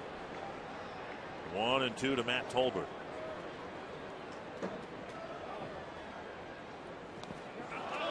Two down. Now there has to be a throw. Martin makes it. First base unoccupied. And so it'll all be left now to Drew Butera. Boy, did Nova really knuckled down right here. Another breaking ball. Hard breaking ball straight over the top. Tolbert swings and misses. Well, the Twins need a 2-out hit here from Butera. Hit a fly ball to left his first time up.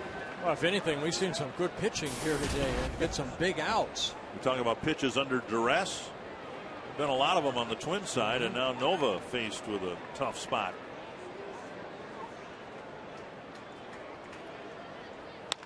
Squirted off the end of the bat. Teixeira goes to first, and the Twins get a single, a drop fly ball in the outfield, but still don't score.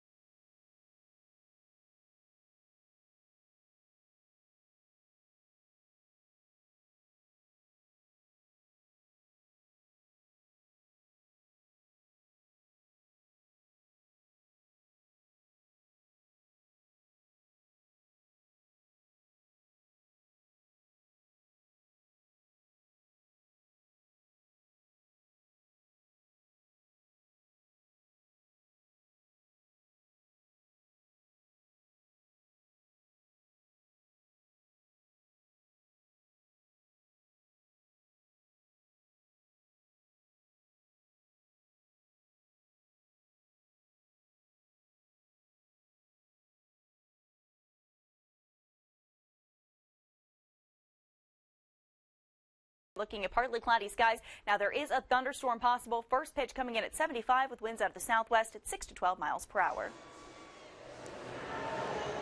Thank you very much. Phil DeMatre out there to start the 6th inning. The Twins losing a pitcher today, Nick Blackburn, with a strained forearm muscle coming out in the 2nd inning. That's kind of been the story of the Orioles the entire second half of the season.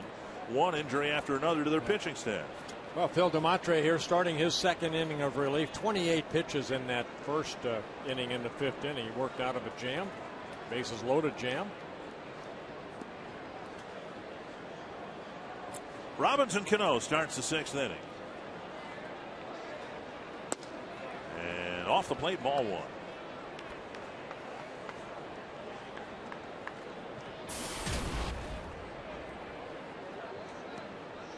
Big matchup between the top 2 teams in the division is getting crazier. The Tigers had an early 7-0 lead, but now it's 8-7 Detroit, top of the 7th. Deep but foul down the left field line. Remember when Robertson Cano first came to the big leagues? I mean, I think a lot of people compared him, and I think they have over the last couple of years, to Rod Carew, but with power. Jim Cott, who is doing Yankee games, Yankee broadcasts for the New York club when Cano first came up. I think the first guy to make that comparison, and who would know better than Kitty, who played with Carew all those years. 1 and 2.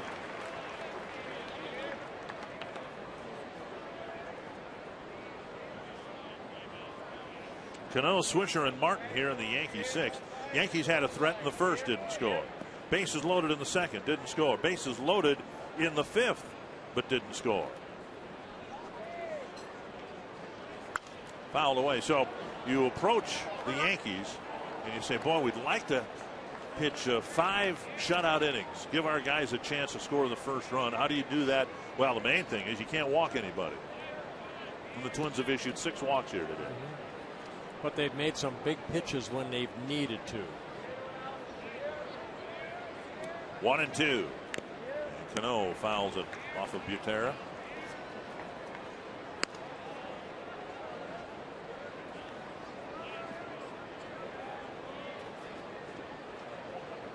Gorgeous Absolutely day. beautiful day. Yeah.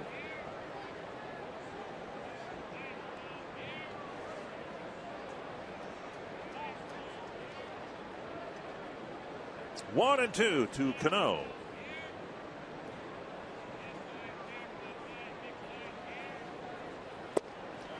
And now 2 and 2. Yankees head home after the game, even though on the pocket schedules or whatever schedules you have, refrigerator or magnet schedules, this is the last scheduled game between the 2 teams, but another one now has been added in mid-September. We go to New York to make up a game. Driven hard to left field. Tassone is not going to be able to cut it off. So it's Cano with a great at bat and a leadoff double here in the 6th inning. Hey, fouled off some pitches, and DeMatre got some pitch up, and this is why I think Jim Cott and other people think that Cano is like a Rod Carew, because what he can do with that pitch, just take it the other way. Good swing. Look at that. Eye to bat contact right there, and then the ball just hit so hard that it scooted right past Tassone for a leadoff double, his 33rd double of the year. Here's Swisher. Walked, got as far as 3rd base in the 2nd, and called out on strikes in the 4th.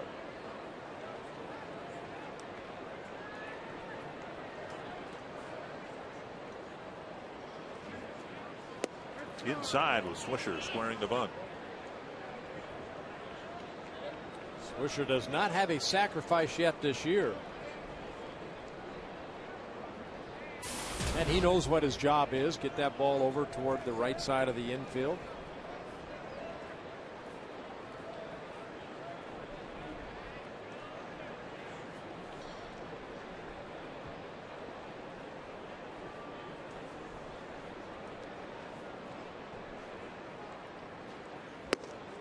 And now ball 2.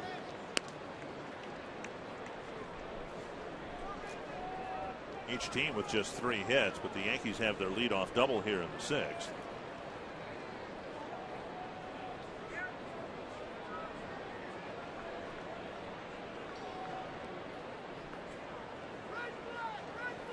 That's hit well to left. And Tassoni with room. Cano tagging. He's going to third. Here's the throw. And it's not in time. That ball seemed to die out there when it left home plate. I thought that was gone. But Cano advances to third on a fly ball, one away. Well, he got the count in his favor, and he said, to heck with hit to right the other way. I'm going to try to hit a 2-run home run. A good swing right there, but the ball caught out the warning track. Good base running by Cano. Tagging out from second, moving to third. Martin is 0 for 1 with a walk. 64 times he has struck out in 341 at bats. The Twins will bring the infield in here with Cano at third and one away. We've seen Demontre strike out one batter in the 5th inning, and he'd like to get a strikeout or a pop-up here in the Martin at bat. There's strike one. Good hard breaking ball down and in.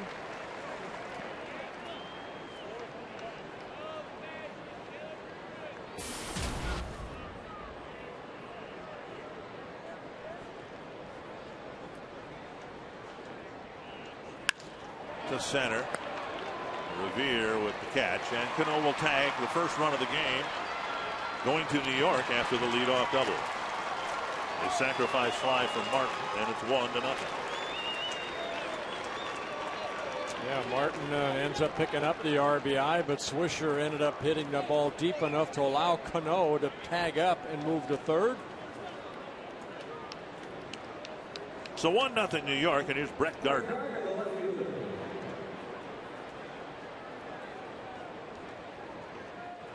Gardner with a walk and a fly ball.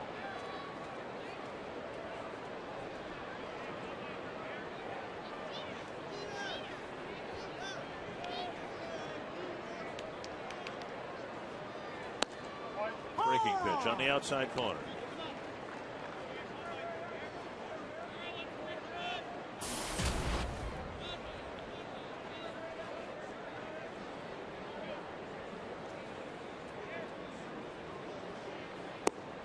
One and one. Again, if you just joined us, Nick Blackburn pitched an inning and a third, left with a forearm injury. Anthony Swarzak came in with the bases loaded, one out, got the Twins out of the second and through the fourth without allowing another base runner. And now Philip Demontre, who left the bases full in the fifth, has given up a leadoff double in the game's first run here in the sixth. Jose Majares getting loose.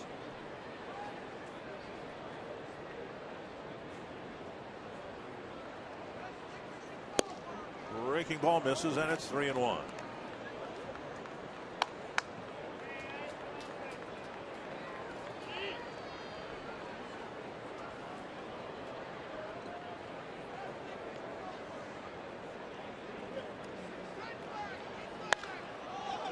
Driven foul. 3-2.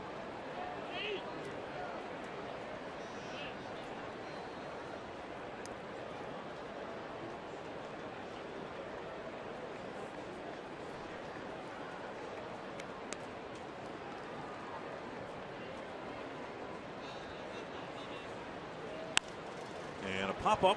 Valencia in foul ground. Looks to have room, and he ends the inning.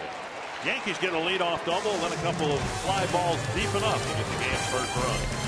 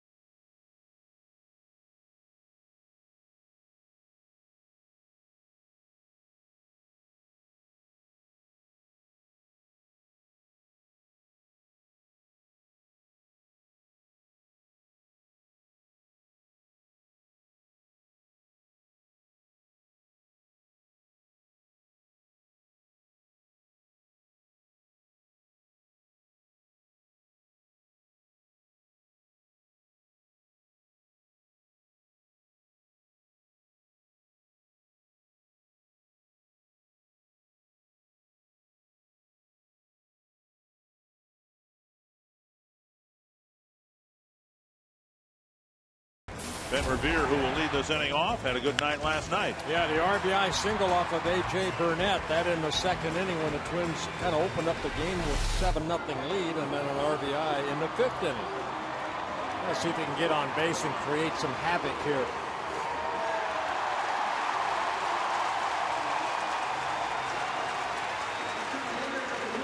It'll be Revere, Plouffe, and Maurer. Twins had a great chance in the fifth inning. A sharp single off the bat of Jim Thome, and the misplay in right center ruled a double. The Twins at second and third, nobody out, but then Nova really went to work, striking out to Sony and Tolbert. Butera hit a ground ball to first, and Twins rally fizzled.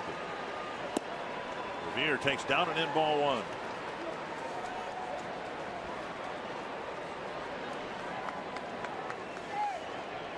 Haven't seen Revere do much bunting lately. Teams have tried to take that away from him. There's a bunt, probably too hard. Rodriguez makes the play. So Rodriguez, in his first game back from the disabled list, throws out the speedy Ben Revere, one away. He had that knee surgery on the right knee, and you come in and you're barehanded and you basically throw off of your right knee on this play. So Rodriguez comes in, barehands it, and then on the run, flipping it over to Sharon, a bang-bang play. One down, here's Plouffe. 1-1.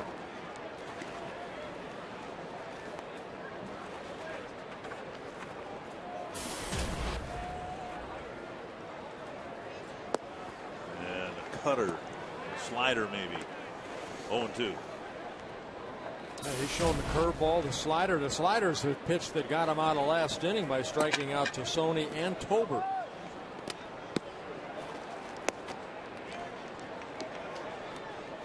Good pitch count for Nova.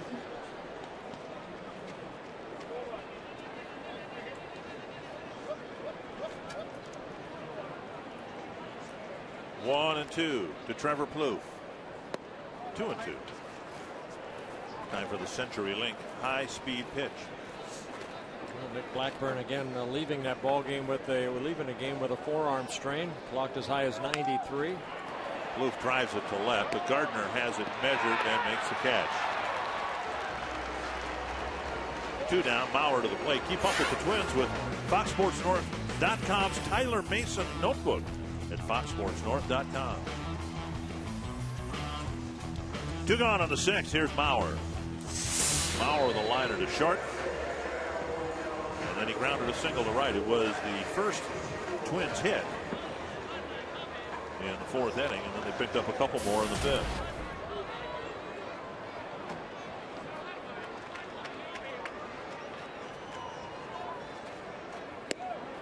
Ball one. Hits are even at 3 apiece, so not a lot of offense by either ball club here this afternoon.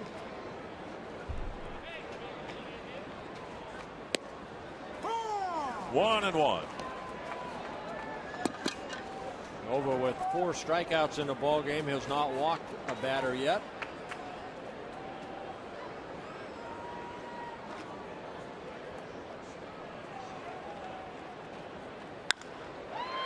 And he smashes a single to center.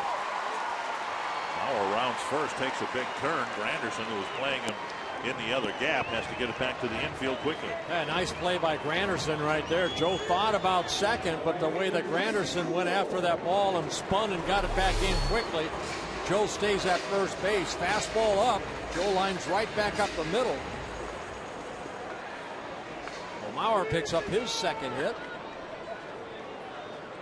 That's the way that Granderson gets to this ball. He thought about it and then held up. Here's Kubel. Inside, ball one. Red Sox have a 2-0 lead over the Royals in the 6th inning in Kansas City.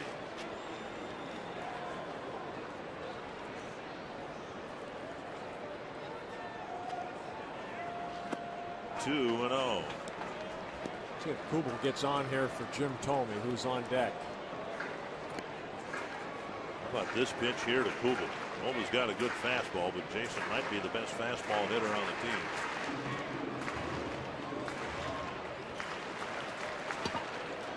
I got a call here. Got it? Yep. Feel it? Fastball middle in. Martin sitting away.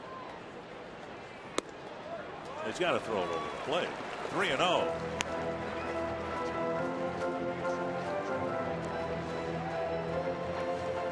Now you give Kubel a green light right here. Absolutely.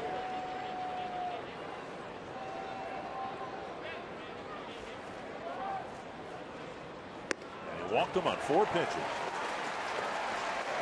It was almost 20 years ago. It was 601 home runs ago. Jim Thome stepped in the box at Yankee Stadium, and like Kent Herbeck, he hit his first big league home run in the Bronx. That off a right-handed pitcher, Steve Parr. And a slimmer Jim Thome at that time.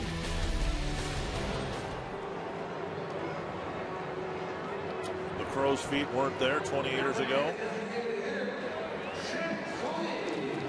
Thome to the plate, tying run at second. Twins had second and third and nobody out in the 5th and couldn't score. Now here in the 6th, the bases were empty.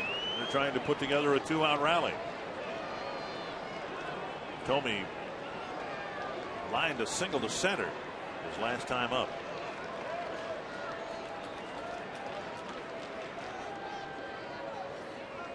Strike one.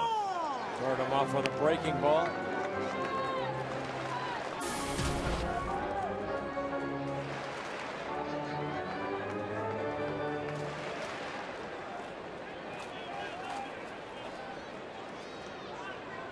One strike to Thome. Inside, just missed the corner.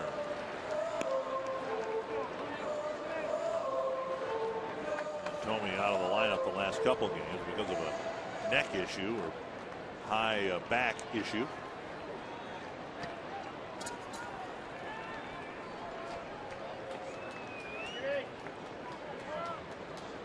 One and one.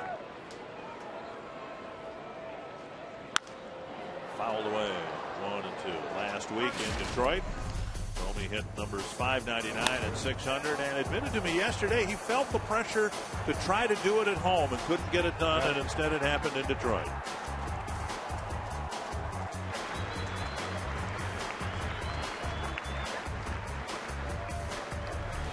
Now it's time for number 602. Yep, right here. 3-run home run.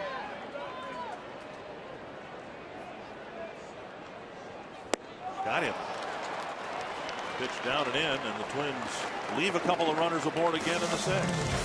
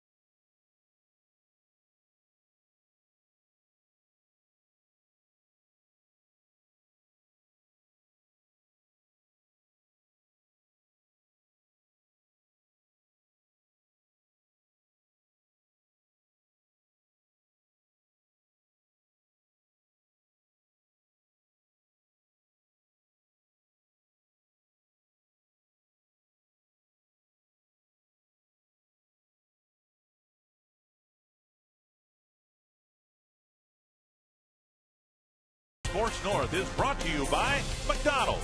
Try a strawberry banana or wild berry real fruit smoothie today. And by CenturyLink. Quest is now CenturyLink. Visit CenturyLink.com to learn more. Yankees with the only run of the game. We go to the 7th inning. And Jose Majares comes out of the Twins bullpen. Yeah, 4th pitcher used so far. Again, Blackburn leaving the ball game with a right arm strain. Anthony Swarzak, Bill DeMontre, and now Jose Majares. Majares worked 2 shutout innings here on Thursday night against the Yankees. Driven foul, 1 strike. Fox Strikes brought to you by Carrier. I've been impressed with this young guy, Nunez. You know, he did a nice job at third base, handled the plays at short. He's got some skills, he's got some power, some speed. Almost never will be an everyday player with the Yankees unless something seriously goes wrong with their billion-dollar infield. Yeah, good utility player, just 23 years old, from Puerto Rico, signed by the Yankees in 2004. Came up last year, played in 30 games, hit .280.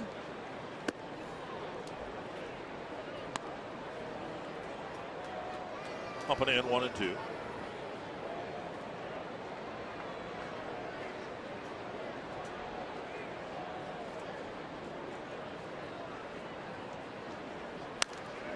And fouled over the Twins dugout.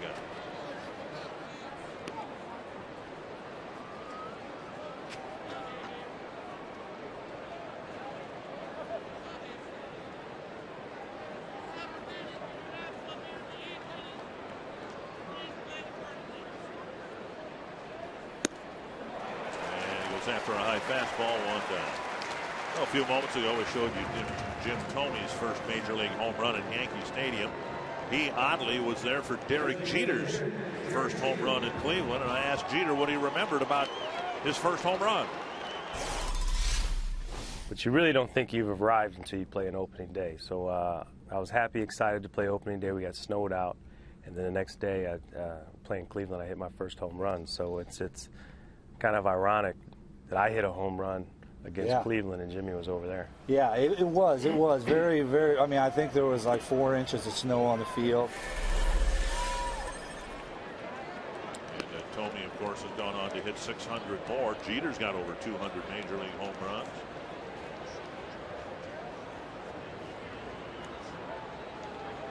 One and 0 to Jeter, who singled and walked, and now he takes ball 2.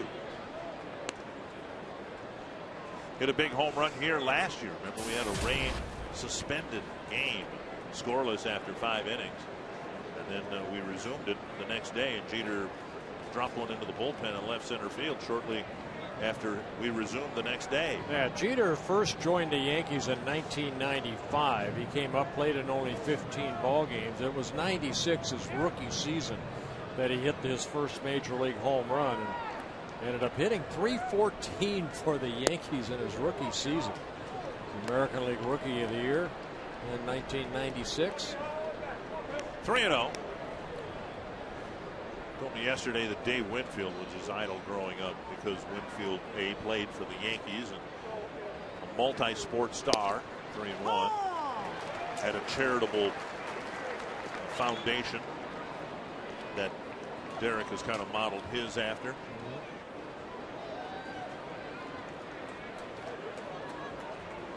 Called the Turn 2 Foundation. Bouncer to short. And Tolbert over to Mauer, 2 away. Let's go back to opening day, 1 day later than they thought in Cleveland, way back in 1996. And a no-doubter. Good ways up into the grandstand and left field. And as I told him yesterday, you look at that.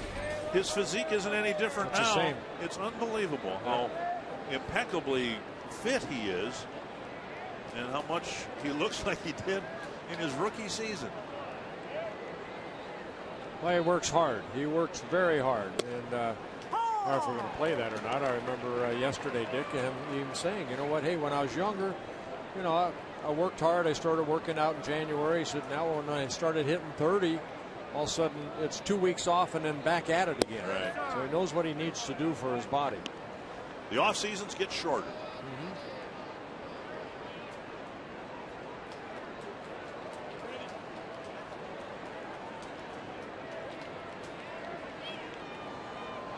One and one to Granderson. You can hate the Yankees. I know a lot of our viewers do, and you can hate individual Yankees. I don't know that you could ask a player to do any more to be more respected. He plays the game the right way, hard, and he's done it without disgrace.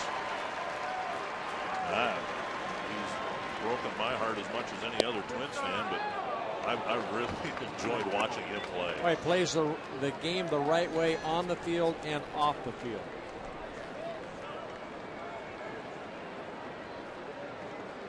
Two and two to Curtis Granderson.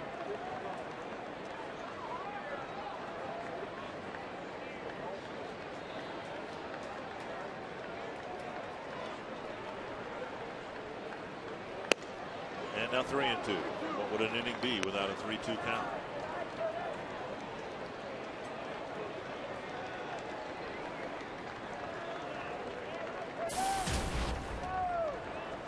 Full count to Granderson. Teixeira hoping for a chance here in the 7th. Breaking pitch, and it's high and deep to right center. Kubel chasing it. It's high off the wall. And Granderson round second on his way to third. A very hard carry. They're going to wave him in. Tolbert's throw to the plate, and inside the park home run for Curtis Granderson. The ball hit high off the fence and then hard off the warning track, and Curtis Granderson hits an inside the park home run, his 35th homer of the year. Well, that ball misplayed out in the right center right there. Granderson hitting this ball sharply. Now Plouffe, the right fielder, Kubel right there. One of those guys have to go back a little bit, and it's Kubel that has to chase it down. And Granderson, with his speed, he takes off those long strides, and then picking up the third base coach, Rob Thompson, thought about stopping right here, but then Thompson saying, let's go, keep going. He slides head first across home plate.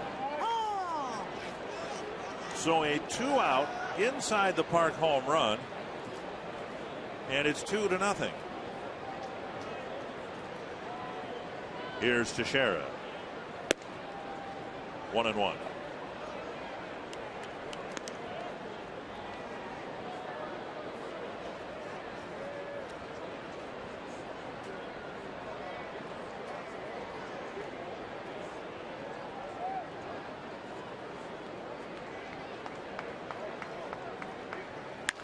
That's hit well to the left field corner.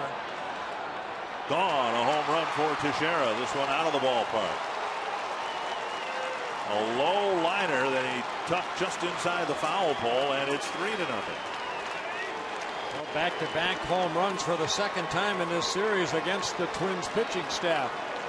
Teixeira hits his 34th home run. Teixeira probably will tell Granderson, hey, you don't have to run that hard, just hit it over the fence. For Teixeira, his 12th home run as a right-handed hitter.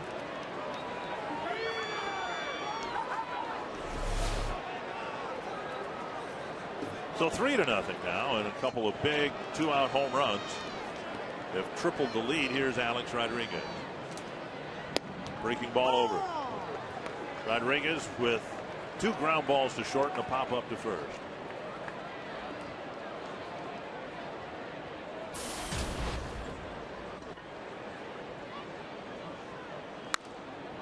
Two strikes.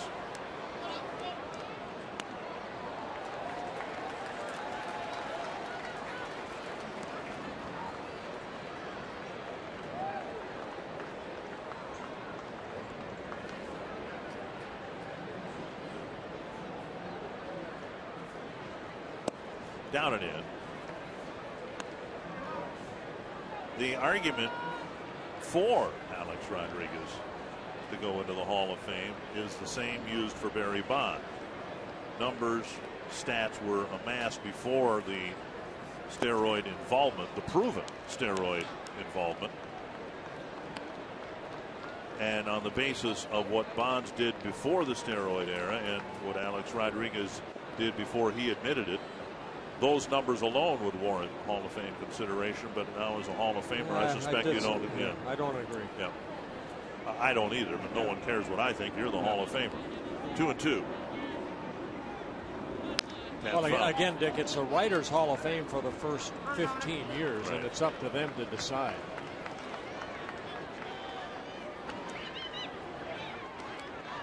And the same can be said for Roger Clemens. You know, they're able to prolong their career at the high level because of their involvement with a substance that was not legal.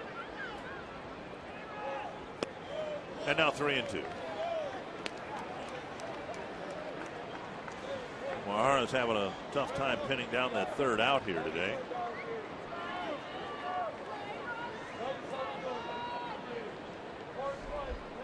For Maharis, only his third and fourth home runs he's given up out of that bullpen.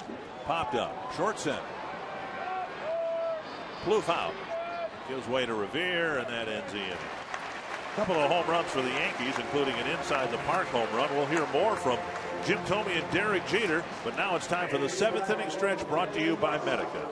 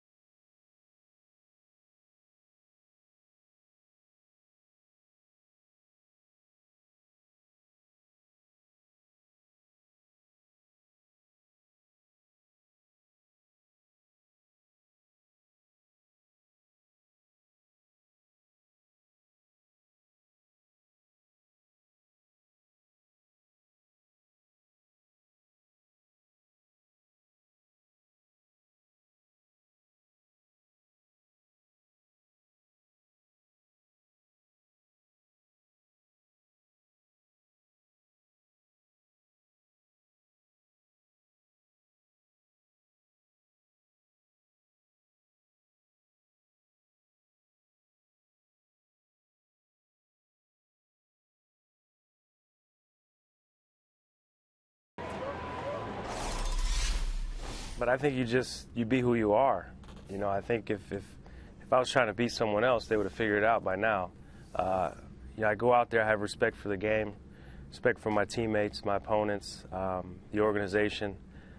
But I just try to do my job. That name on the back, I think, represents your parents. You know, it represents your family, and it represents the organization that you're with. I mean, you know, Derek's been a Yankee his whole career. I mean, what a great accomplishment. You know, not many players today can say that. I think every player that puts on a uniform would like to be with one ball club like Derek Jeter has, but nobody's represented baseball, no matter what uniform that man has worn, over his career to the highest. There was a poll, I think 3-4 years ago, Sports Illustrated asked baseball players who was the best teammate in the game. And overwhelmingly, Jim Thome won the poll from major leaguers, many of whom voted for him, having never been a teammate of his. but reputation. Right. That's the point, that he's so universally respected and admired, and dare I say, loved, that he was number one on just about everybody's list. Well, he cares. He cares about not only, you know, him and his family and people around him, his close friends, but he cares about his teammates. And so as we move forward through August, and every once in a while Tomi's name might be mentioned to possibly be traded to a contending team, since the Twins are not. Here's Valencia against Nova, and there's strike one. I don't think there's a Twin fan out there that would want the Twins to part ways with Jim Thome, but at least for me, I don't want him to leave for selfish reasons. For Jim, whichever team he'd be traded to, if that were to happen, they would be my team to root for come playoff time. I think you can go back in the early 70s when the Twins had Harmon Killebrew. Yeah. You know, have to end his career in another organization. 1-1 to Valencia. He takes ball two. It's the game of baseball. Valencia, Tassoni, and Tolbert. It was Valencia who hit the lazy fly ball to right center field, and both Granderson and Swisher let it fall at their feet. That nearly hit Valencia. It did rattle out of Martin's glove. 3-1. Yeah, I don't know if Danny doesn't see the ball real well here, but a couple times he's jumped to get out of the way on the breaking balls. That fastball off the tip of the glove of Martin. Nova has pitched outstanding. Only 4 hits allowed. He's gotten some big strikeouts when he's needed them. Tapper to third and a foul ball.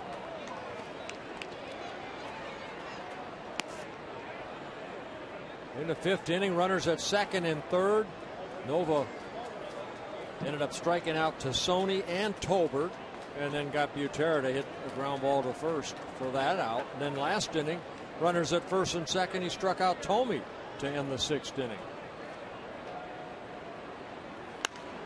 Backing out of play. Oh, nice catch.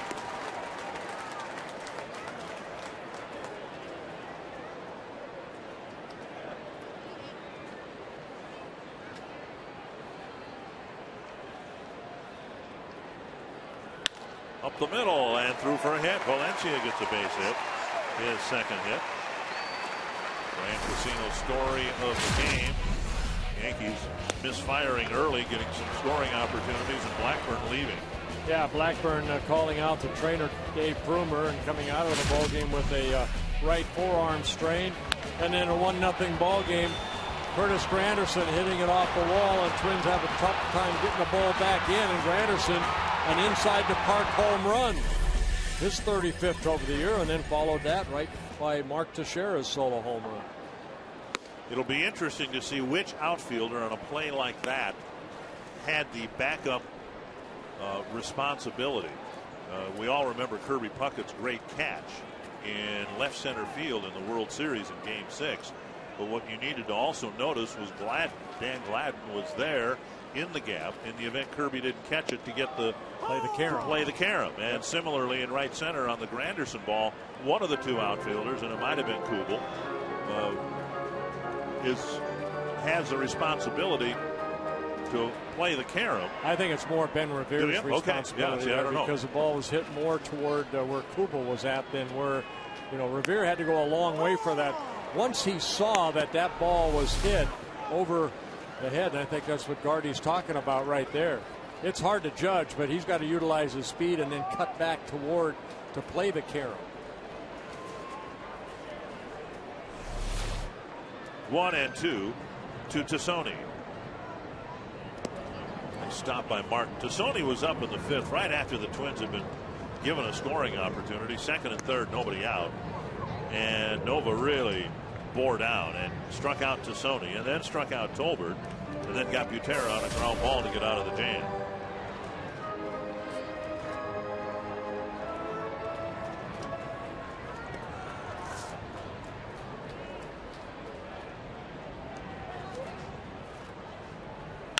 Tassoni lifts it.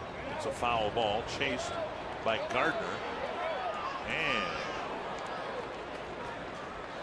hit right on top of the railing. Actually hit a Yankee fan. in the hand. If a fielder had gotten there earlier, that might have been a fan interference call right there.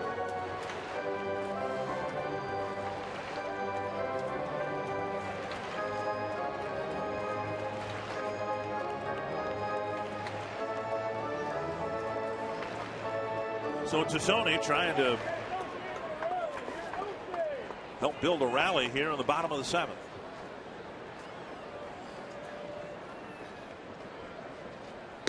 Up high. And it's 3-2 with Tolbert on deck.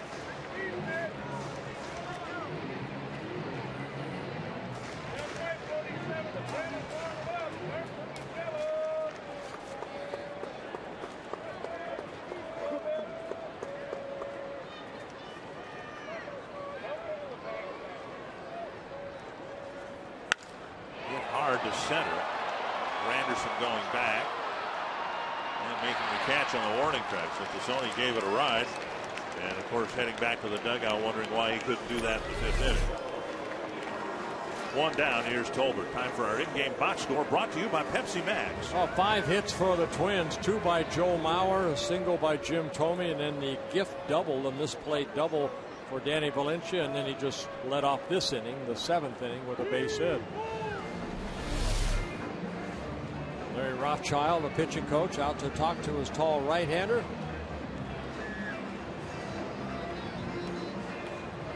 And Nova shaking his head a lot. Rafael Soriano warming up in the bullpen.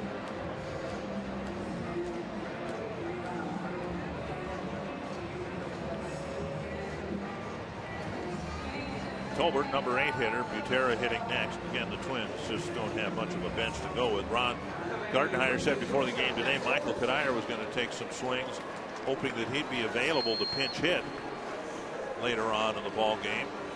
Cuddyer saying that his neck was feeling better and hoped to be in the starting lineup tomorrow. He was out taking early batting practice. That Cuddyer still on the bench and isn't back in the cage, staying loose, suggests he's not going to be used here in the 7th inning, if at all.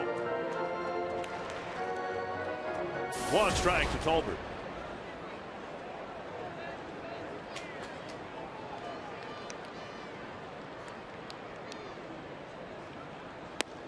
And that breaking ball that he seems to be able to throw for a strike whenever he needs to. Well, he's got 2 types of breaking ball. That's the bigger breaking ball, and then the one that struck out Tassone and Tolbert was that slider down and in.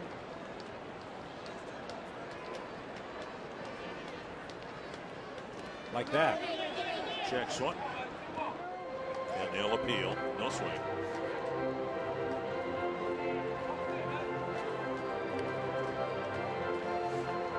Nova coming into the ballgame, 12 wins, 4 losses.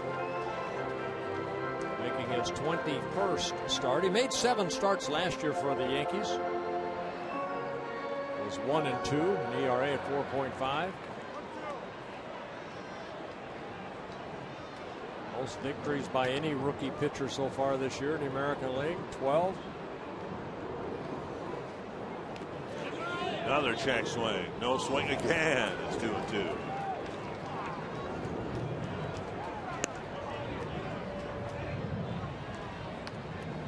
It's hoping to roll the lineup over with some men on base. Close check swing there. Over locking his wrists in time. Nice block by Martin right there, the catcher.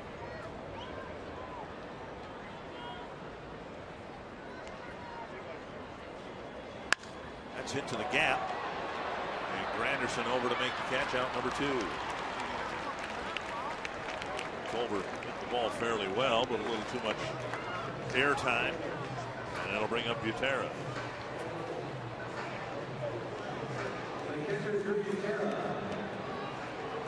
Butera with the fly to left. Ground ball to first.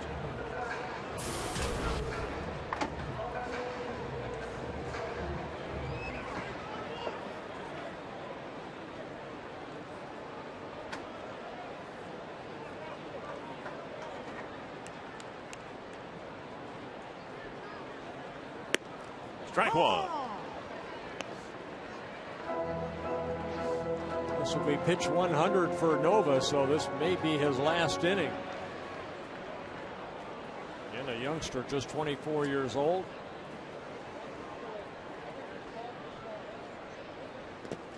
Another nice block by Martin. He's had a busy day behind the plate. There's a pitch count. Just one walk allowed. That was to Kubel in the 6th on 4 pitches.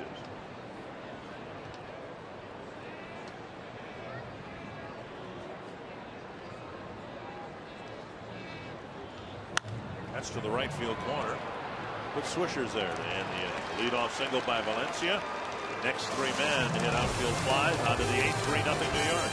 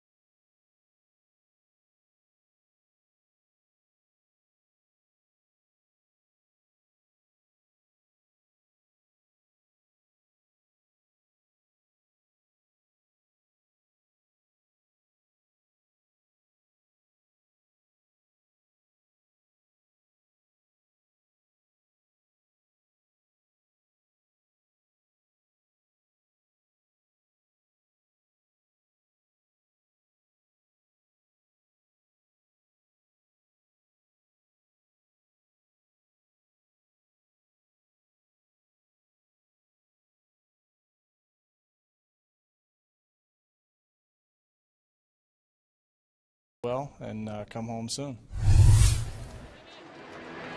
Operation Home Base, a regular feature on Sunday afternoons on Twins baseball. And if you'd like more information, go to foxsportsnorth.com.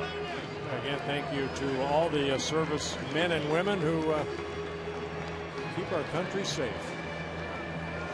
Alex Burnett comes out of the Twins bullpen to pitch to the Yankees in the 8th. Yeah, Nova's night probably, or afternoon probably done. 101 pitches, 63 for strikes. Alex Burnett, his 52nd relief appearance, 3rd time he's pitched in this 4-game series. He worked in last night's ball game. 1 inning, gave up 3 hits, a couple runs. First pitch, grounded to short. Moves to Mauer, 1 away. Seems like the summer's flown by, and the best evidence is next weekend being Target back to school weekend. The Twins hosting Detroit, and on Sunday the first 5,000 fans 14 and under will get a cool Twins pencil pouch. He's looking forward to it. School starting. Yeah. 833 Twins, a number to call to check on ticket availability. That was the same expression I always had when my parents said that school was going to start. Yeah, not real happy about it. No.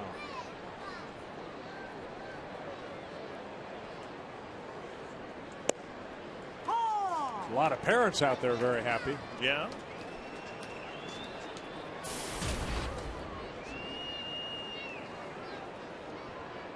One strike.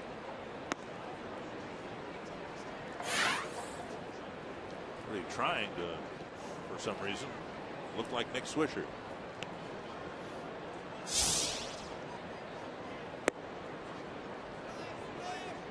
Two and one. He's had a steady career with Oakland, the White Sox, the Yankees, his 8th major league season. Not much of a high. You're not going to get a 280, 290 batting average. Great stop by Mauer, and he finds Burnett at the bag. Wow. A Gold Glove caliber play at first base for the Gold Glove winning catcher. Very nice play. You love first basemen that go to their right. And Mauer right here, diving to his right. Picks up the ball, feeds it over to Alex Burnett, covering the bag. Nice defensive play. I was going to say, you're not going to get a high average from Nick Swisher, 280, 290, but you're going to get some power. Especially with plays like that. You're not going to get much of an average. 2 down. Here's Russell Martin.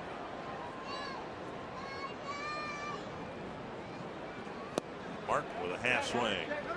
They'll appeal. Strike 1.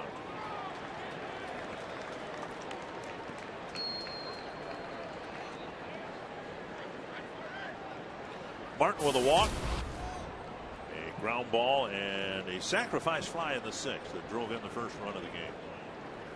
Snapped his bat, and Martin's living right. Little sand shot, sand wedge over the head of the third baseman. Now the ball rolls by Plouffe at second base, and Mauer alertly backing it up in short right field. This copyrighted telecast presented by the authority of the Minnesota Twins and may not be reproduced or retransmitted in any form. And the accounts and descriptions of this game may not be disseminated without the express written consent of the Minnesota Twins, LLC. So the Yankees, who got a couple of insurance runs in the 7th with 2 outs on the 2 solo home runs, now get a 2-out single in the 8th.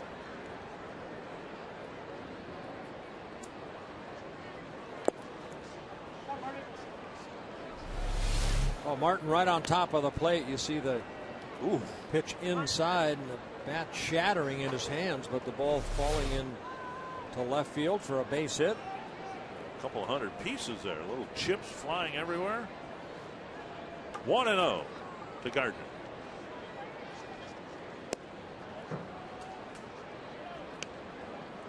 Two 2-0.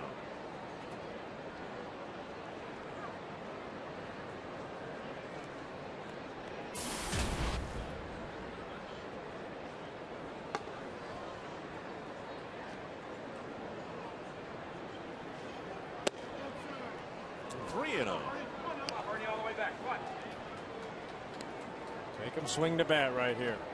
Come all the way back. 17 3-ball counts so far for the Twins pitching staff here this afternoon of the 34 batters they faced. Now 35, excuse me.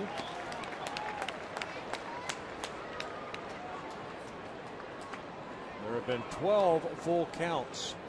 Wow. Swarzak a couple times, fell behind, came right back through strikes. To center. Got the Revere out. retreats. Good job. To end the inning on a dozen pitches. Bottom of the 8th coming up. Twins down by 3.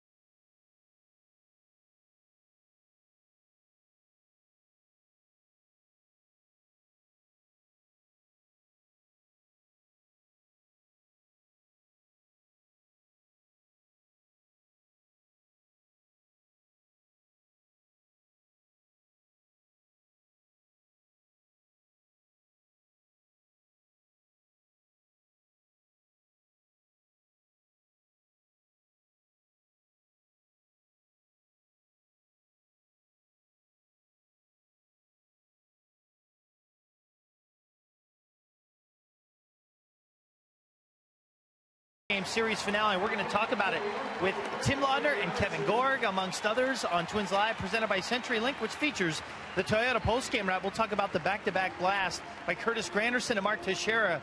One home run left the ballpark, the other one did not. We'll break it all down. Fielding Grounders Kids Day every Sunday, and Bert and Tim going to talk about fielding grounders, the proper way to do it for all those kids out there, and Gardy's post-game press conference.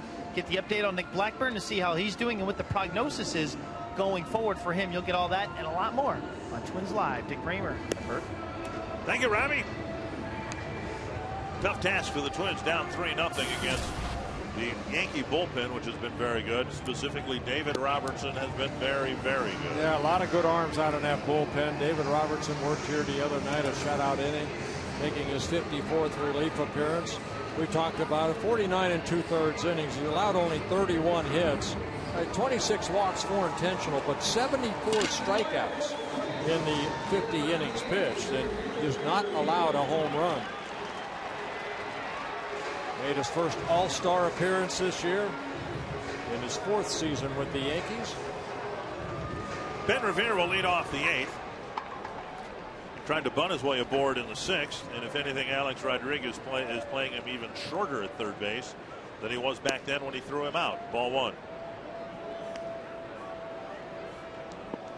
Ivan Nova, 5 hits allowed in 7 shutout innings. It's the first time this year in a start that he put zeros on the board as far as no runs allowed. The Yankees have to be thrilled with this, coming off one of his worst starts of the year, if not his worst, and he came back with a very sharp outing here today. 2-0 to Revere. Strike on the outside corner. Revere, Plouffe, and Mauer. The Twins hope to send the middle of the lineup up here against Robertson as well.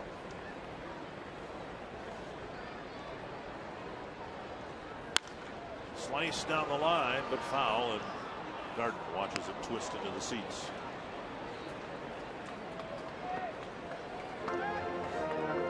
We talked about Phil DeMatre earlier, a left-hander. You see Joe Nathan getting up. He has yet to be used in this series. We'll probably get the 9th inning, top of the 9th. But Robertson, same thing as a right-hander, straight over the top.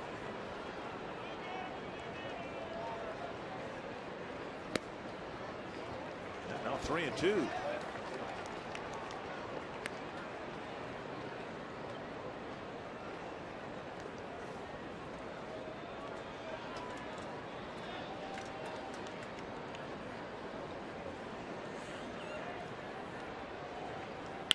Up. Oh, knocked down by Robertson. Revere's going to get a hit anyway.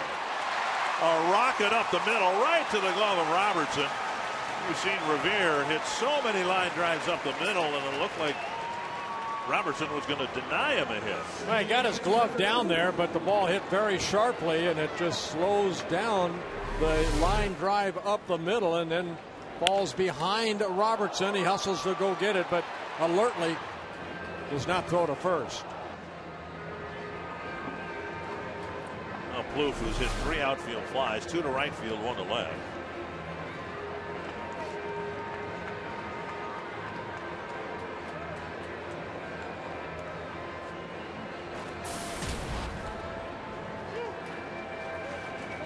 Let's need a bloop and a blast here in the 8th.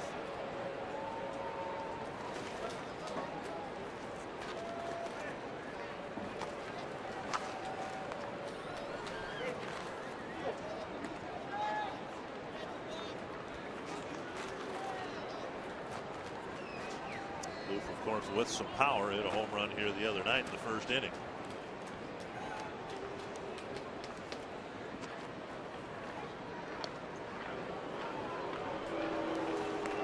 A couple throwovers. Ben Revere, 22 stolen bases in 29 attempts.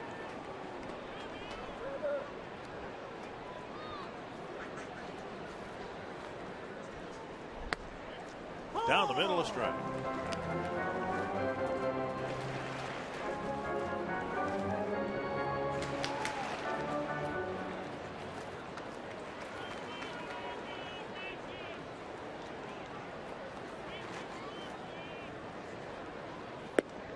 Strike 2. Didn't like it. 2 fastballs. First one down the middle, the next one outer half of the plate.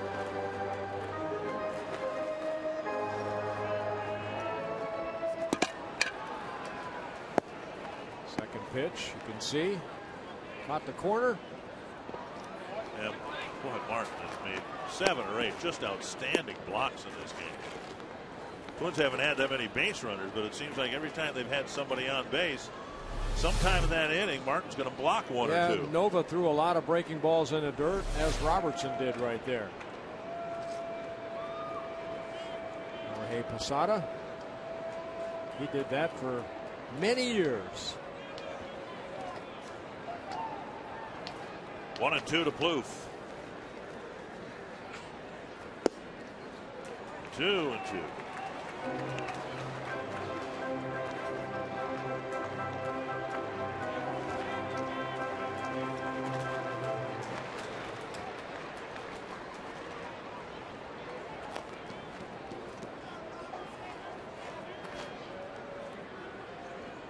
Right down the middle of the fastball. 1 down.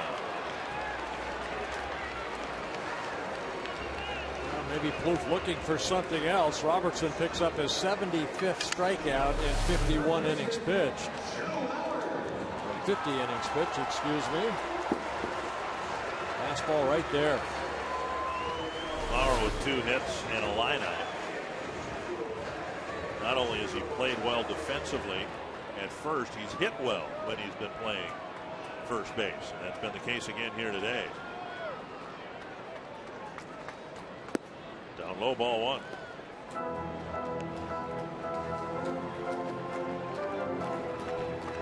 Tigers held on to beat the Indians 8-7.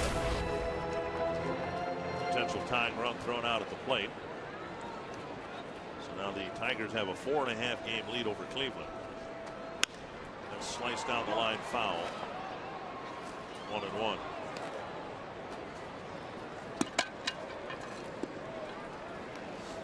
Cleveland probably a little disappointed going into Detroit. They wanted to close that gap, and the Tigers ended up sweeping that 3-game series. And even just in today's game, it's only August 21st, but there's a big difference between being 2.5 games out and 4.5. Tigers jumped all over Ubaldo Jimenez for 7 early runs. Here's a strike to Mauer, 1-2. Jimenez hasn't pitched very well since the Indians obtained him. The Indians gave up some top flight prospects to bring him over from Colorado. 4.5 game lead now for Detroit, and the White Sox have a comfortable lead, 7-0 in the 8th over Texas. 1-2 to Mauer. Revere takes off, pitches in the dirt, and Revere is in with a steal. Well, he stole the base on a very good pitch because it's a curveball. That ball takes a little bit longer to get the home plate. So Martin, who had to try to pick this out of the dirt, does it. And on the throw, I mean, he made a great throw, but Revere head first slide, again going through the bag. His 23rd stolen base of the year. Martin's made so many great blocks. How in the world did that ball landed a curve in front of home plate? He backhanded it and came up throwing. To no avail, but that's still a heck of a play. Yes, it is. 2-2 to Mauer. The Twins need one more base runner and a blast. Grounded to third, knocked down, and Rodriguez will have no play. Mauer will reach. Revere going to third, so there are 2 base runners aboard now for Kubel.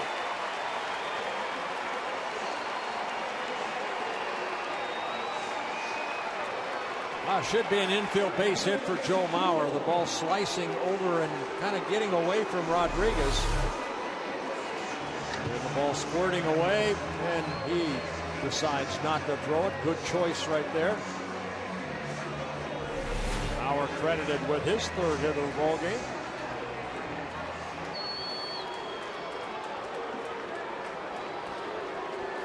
Here's Kubel. A walk. 0 for 2. Inside, ball 1. Twins have the right guys coming up. Kubel here, and then followed by Jim Thome.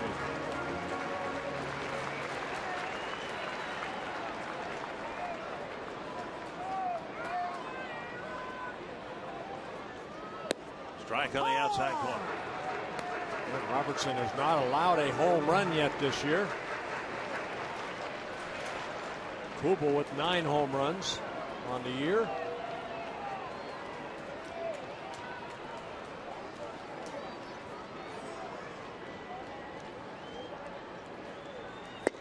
At the knees, 1-2.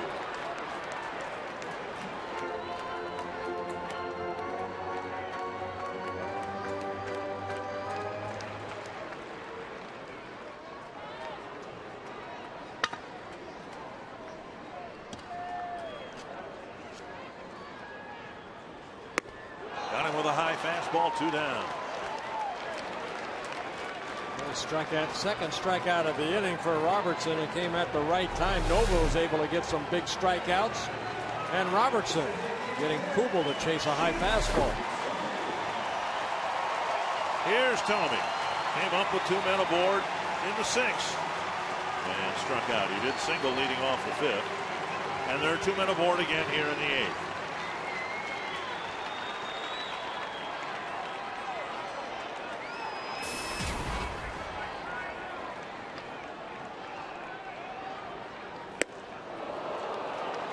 Power against power there. Well, if there's something wrong with his neck, you wouldn't know it from that swing.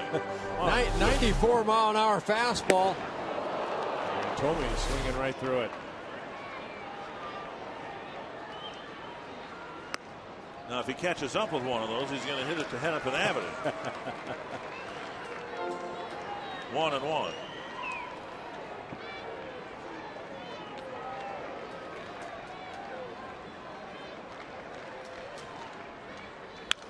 Foul back, 1-2.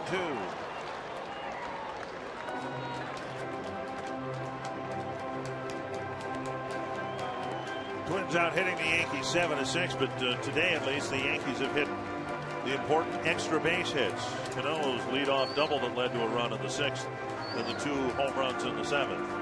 Twins have just 1 extra base hit. Valencia's double, it was really a fly ball between 2 outfielders.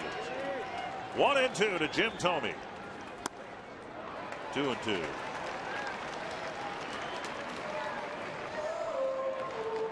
Robertson just trying to air it out right here.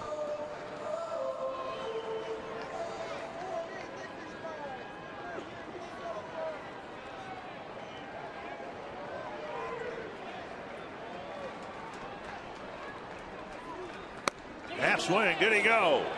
No, on a very close call. Oh, the Yankee bench couldn't believe it. 3-2. A high fastball.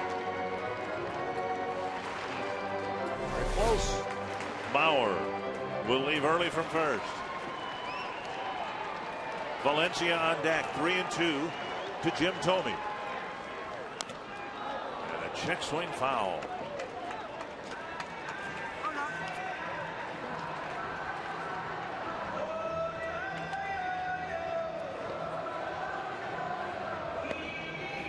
Power pitcher against a power hitter.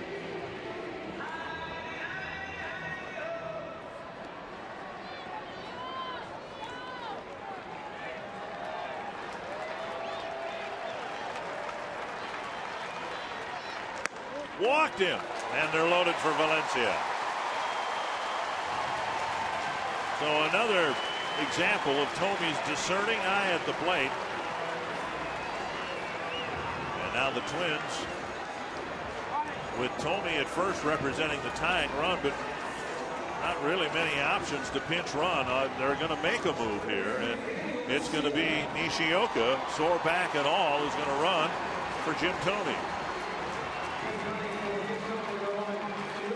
So Tomey checks out, having extended this 8th inning against David Robertson.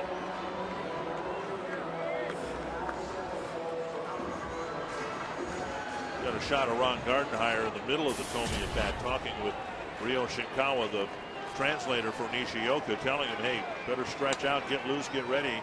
If Tomey reaches, you're our man. There's a pop-up to right field. Swisher has it measured. Valencia on 1 pitch is retired to leave the bases full.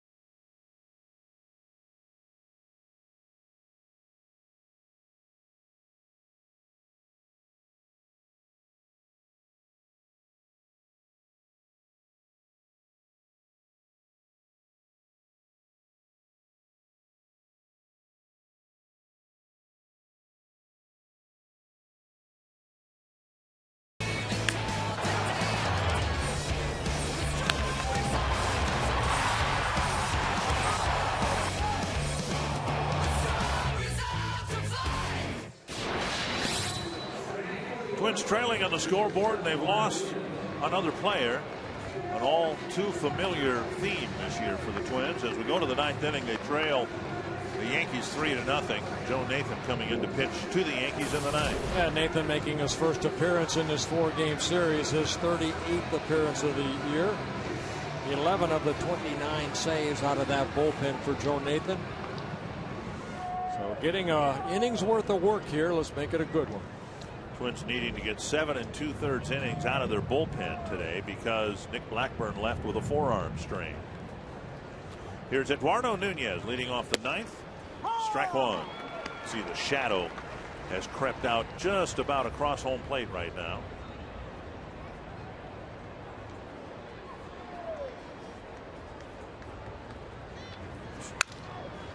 Bouncer to short.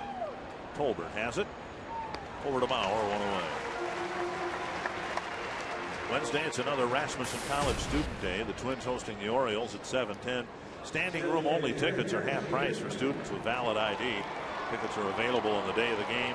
They are limited, so make your plans to come out early. And for more information about Rasmussen College Student Days, visit twinsbaseball.com. One gone, Derek Jeter to the plate.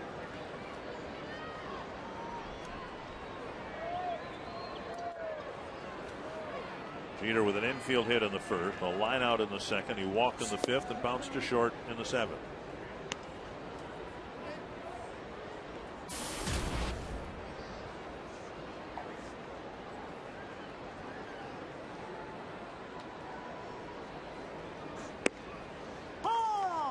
Good breaking ball there by Nathan. 1-1.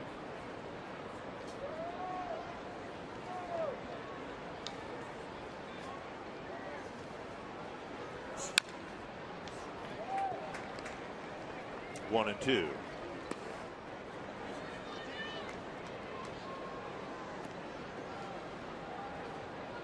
Only one team in baseball has more wins than the Yankees, 76. Philadelphia Phillies have 81 wins.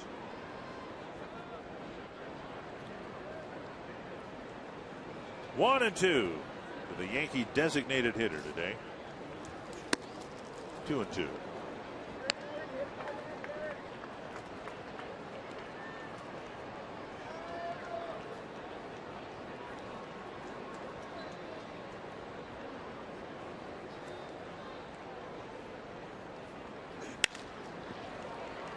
Tolbert to his left. Out number two.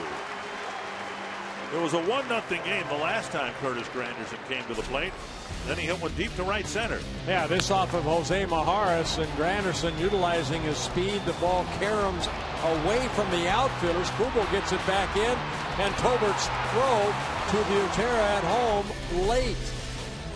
So Granderson hits his solo home run, his 35th of the year. Maybe shouldn't be surprised. Guy leading the league in triples, and he ends up extending that by one base. One strike.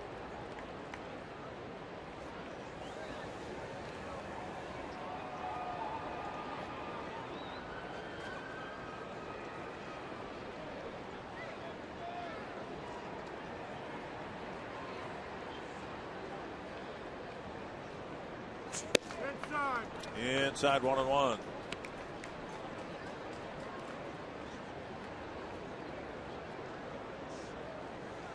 Now it's a save situation, a 3-run lead, and Mariano Rivera getting loose down in the bullpen.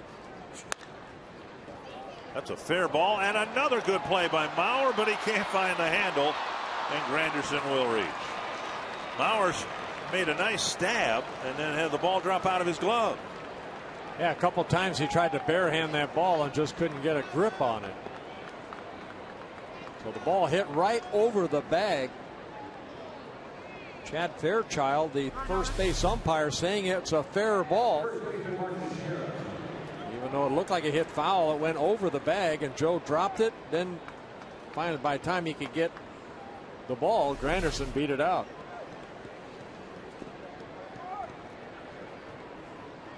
And they'll give Mauer an error. Here's Teixeira.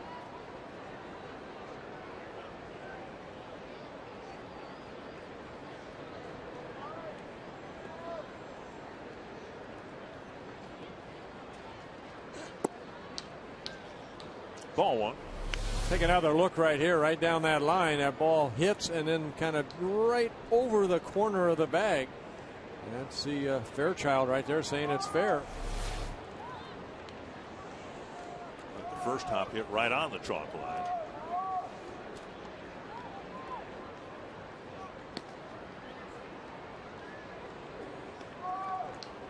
One and 0.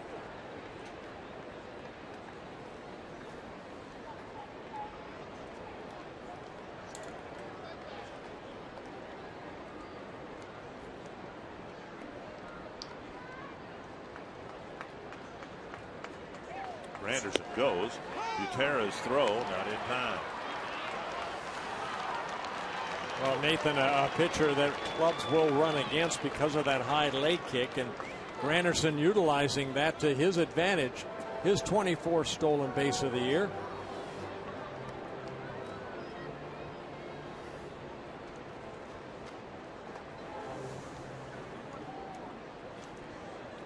One and 1 to Teixeira.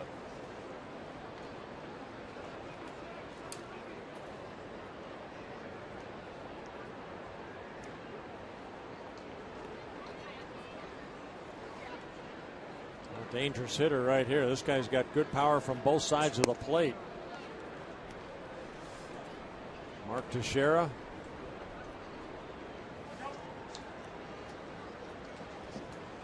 All-time leaders.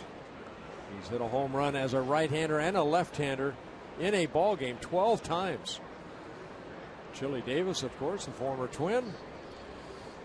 Swisher in the 7th inning hit a liner just inside the foul pole down the left field line. Now he comes up as a left-handed batter.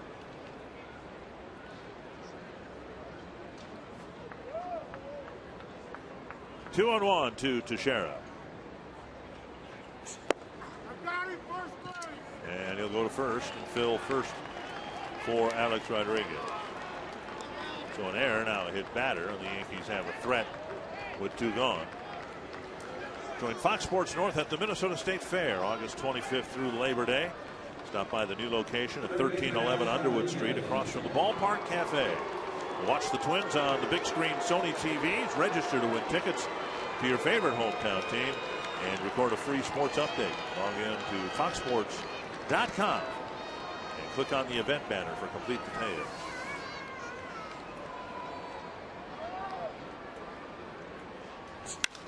Fly ball right field.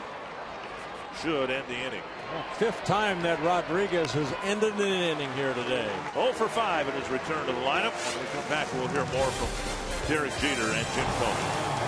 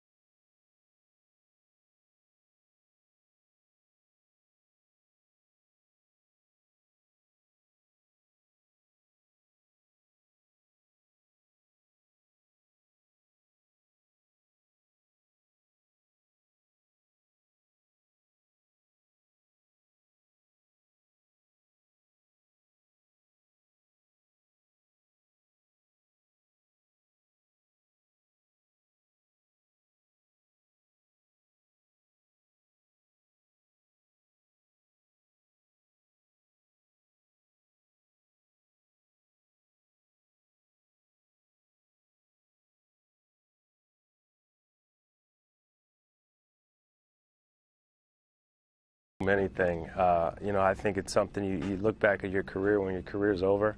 I've always had a hard time sitting around thinking about what I've done because it's more of what can I do now. I agree. I don't think you sit here today and go, oh, I'm a Hall of Famer. That's a fine line. That's for other people to decide. You know, I think that's out of respect to the game. Well, the question I posed was, you know, paraphrasing, have they ever imagined going to Cooperstown for a weekend in the middle of, or toward the end of July? And they'll both go there. But they don't want to think about it yet while they're still playing. Marley, Yankees are going to start a guy in the 9th inning that'll probably go there too. And Mariano Rivera out on that mound looking for a save. It would be his 33rd save of the year. And he's closing in on Trevor Hoffman for the all-time save leader in Major League Baseball. Rivera has 591 career saves, the most in the American League, and second most all-time behind Trevor Hoffman, that had ended his career with 601. Bottom third of the Twins lineup: Rene Tassoni, Matt Tolbert, and Drew Butera. Tassoni's 0 for 3. And he takes strike one. And no secret what you're going to get from this guy right here. Rivera, 41 years old, his 17th season with the Yankees. Little cut fastball, excellent control. And Cano fields the hop. Throws Tassoni out, one away. Not the first time that Mariano Rivera has jammed a left-handed batter. There's what I was talking about. Trevor Hoffman, 601, and then Rivera, and then you drop down to Lee Smith, a guy that a lot of people feel he should be in the Hall of Fame. And then a couple left-handers in Franco and Billy Wagner. Entirely possible that Rivera will tie or even pass Hoffman before this season's out. Strike one. Luke Hughes has come out onto the on-deck circle. He'll hit for Drew Butera after the Tolbert at bat.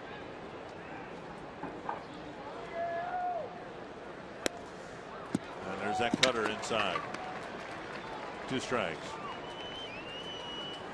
I think that's where the term cutter came from, is from this guy right here.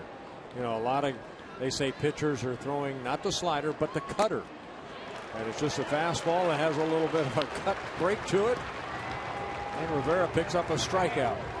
2 outs on 5 pitches, including a strikeout, and here is Luke Hughes. Looks like a fastball, and it just spins and just moves maybe 3 or 4 inches, sometimes a little bit more.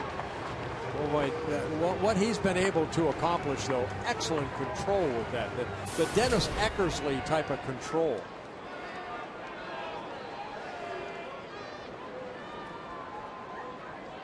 Here's Hughes, and there's strike one. 6 pitches, 6 strikes. No fooling around with this guy.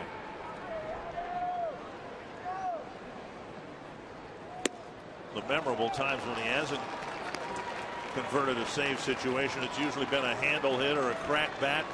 Edgar Renteria, or, you know, when the Diamondbacks won it.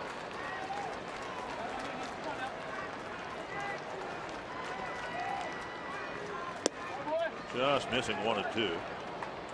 Yeah, that was Gonzalez that got that. Luis Gonzalez, right. Renteria won it for the Marlins a few years before that. 1 and 2. Just off the plate, 2 and 2.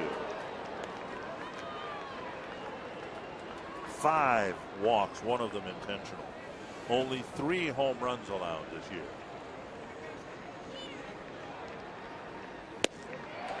And the Yankees take 3 out of 4 from the Twins. And the Twins getting shut out by Ivan Nova, David Robertson, and Mariano Rivera. Well, straight over the top, hits his spot, and Hughes swings through it.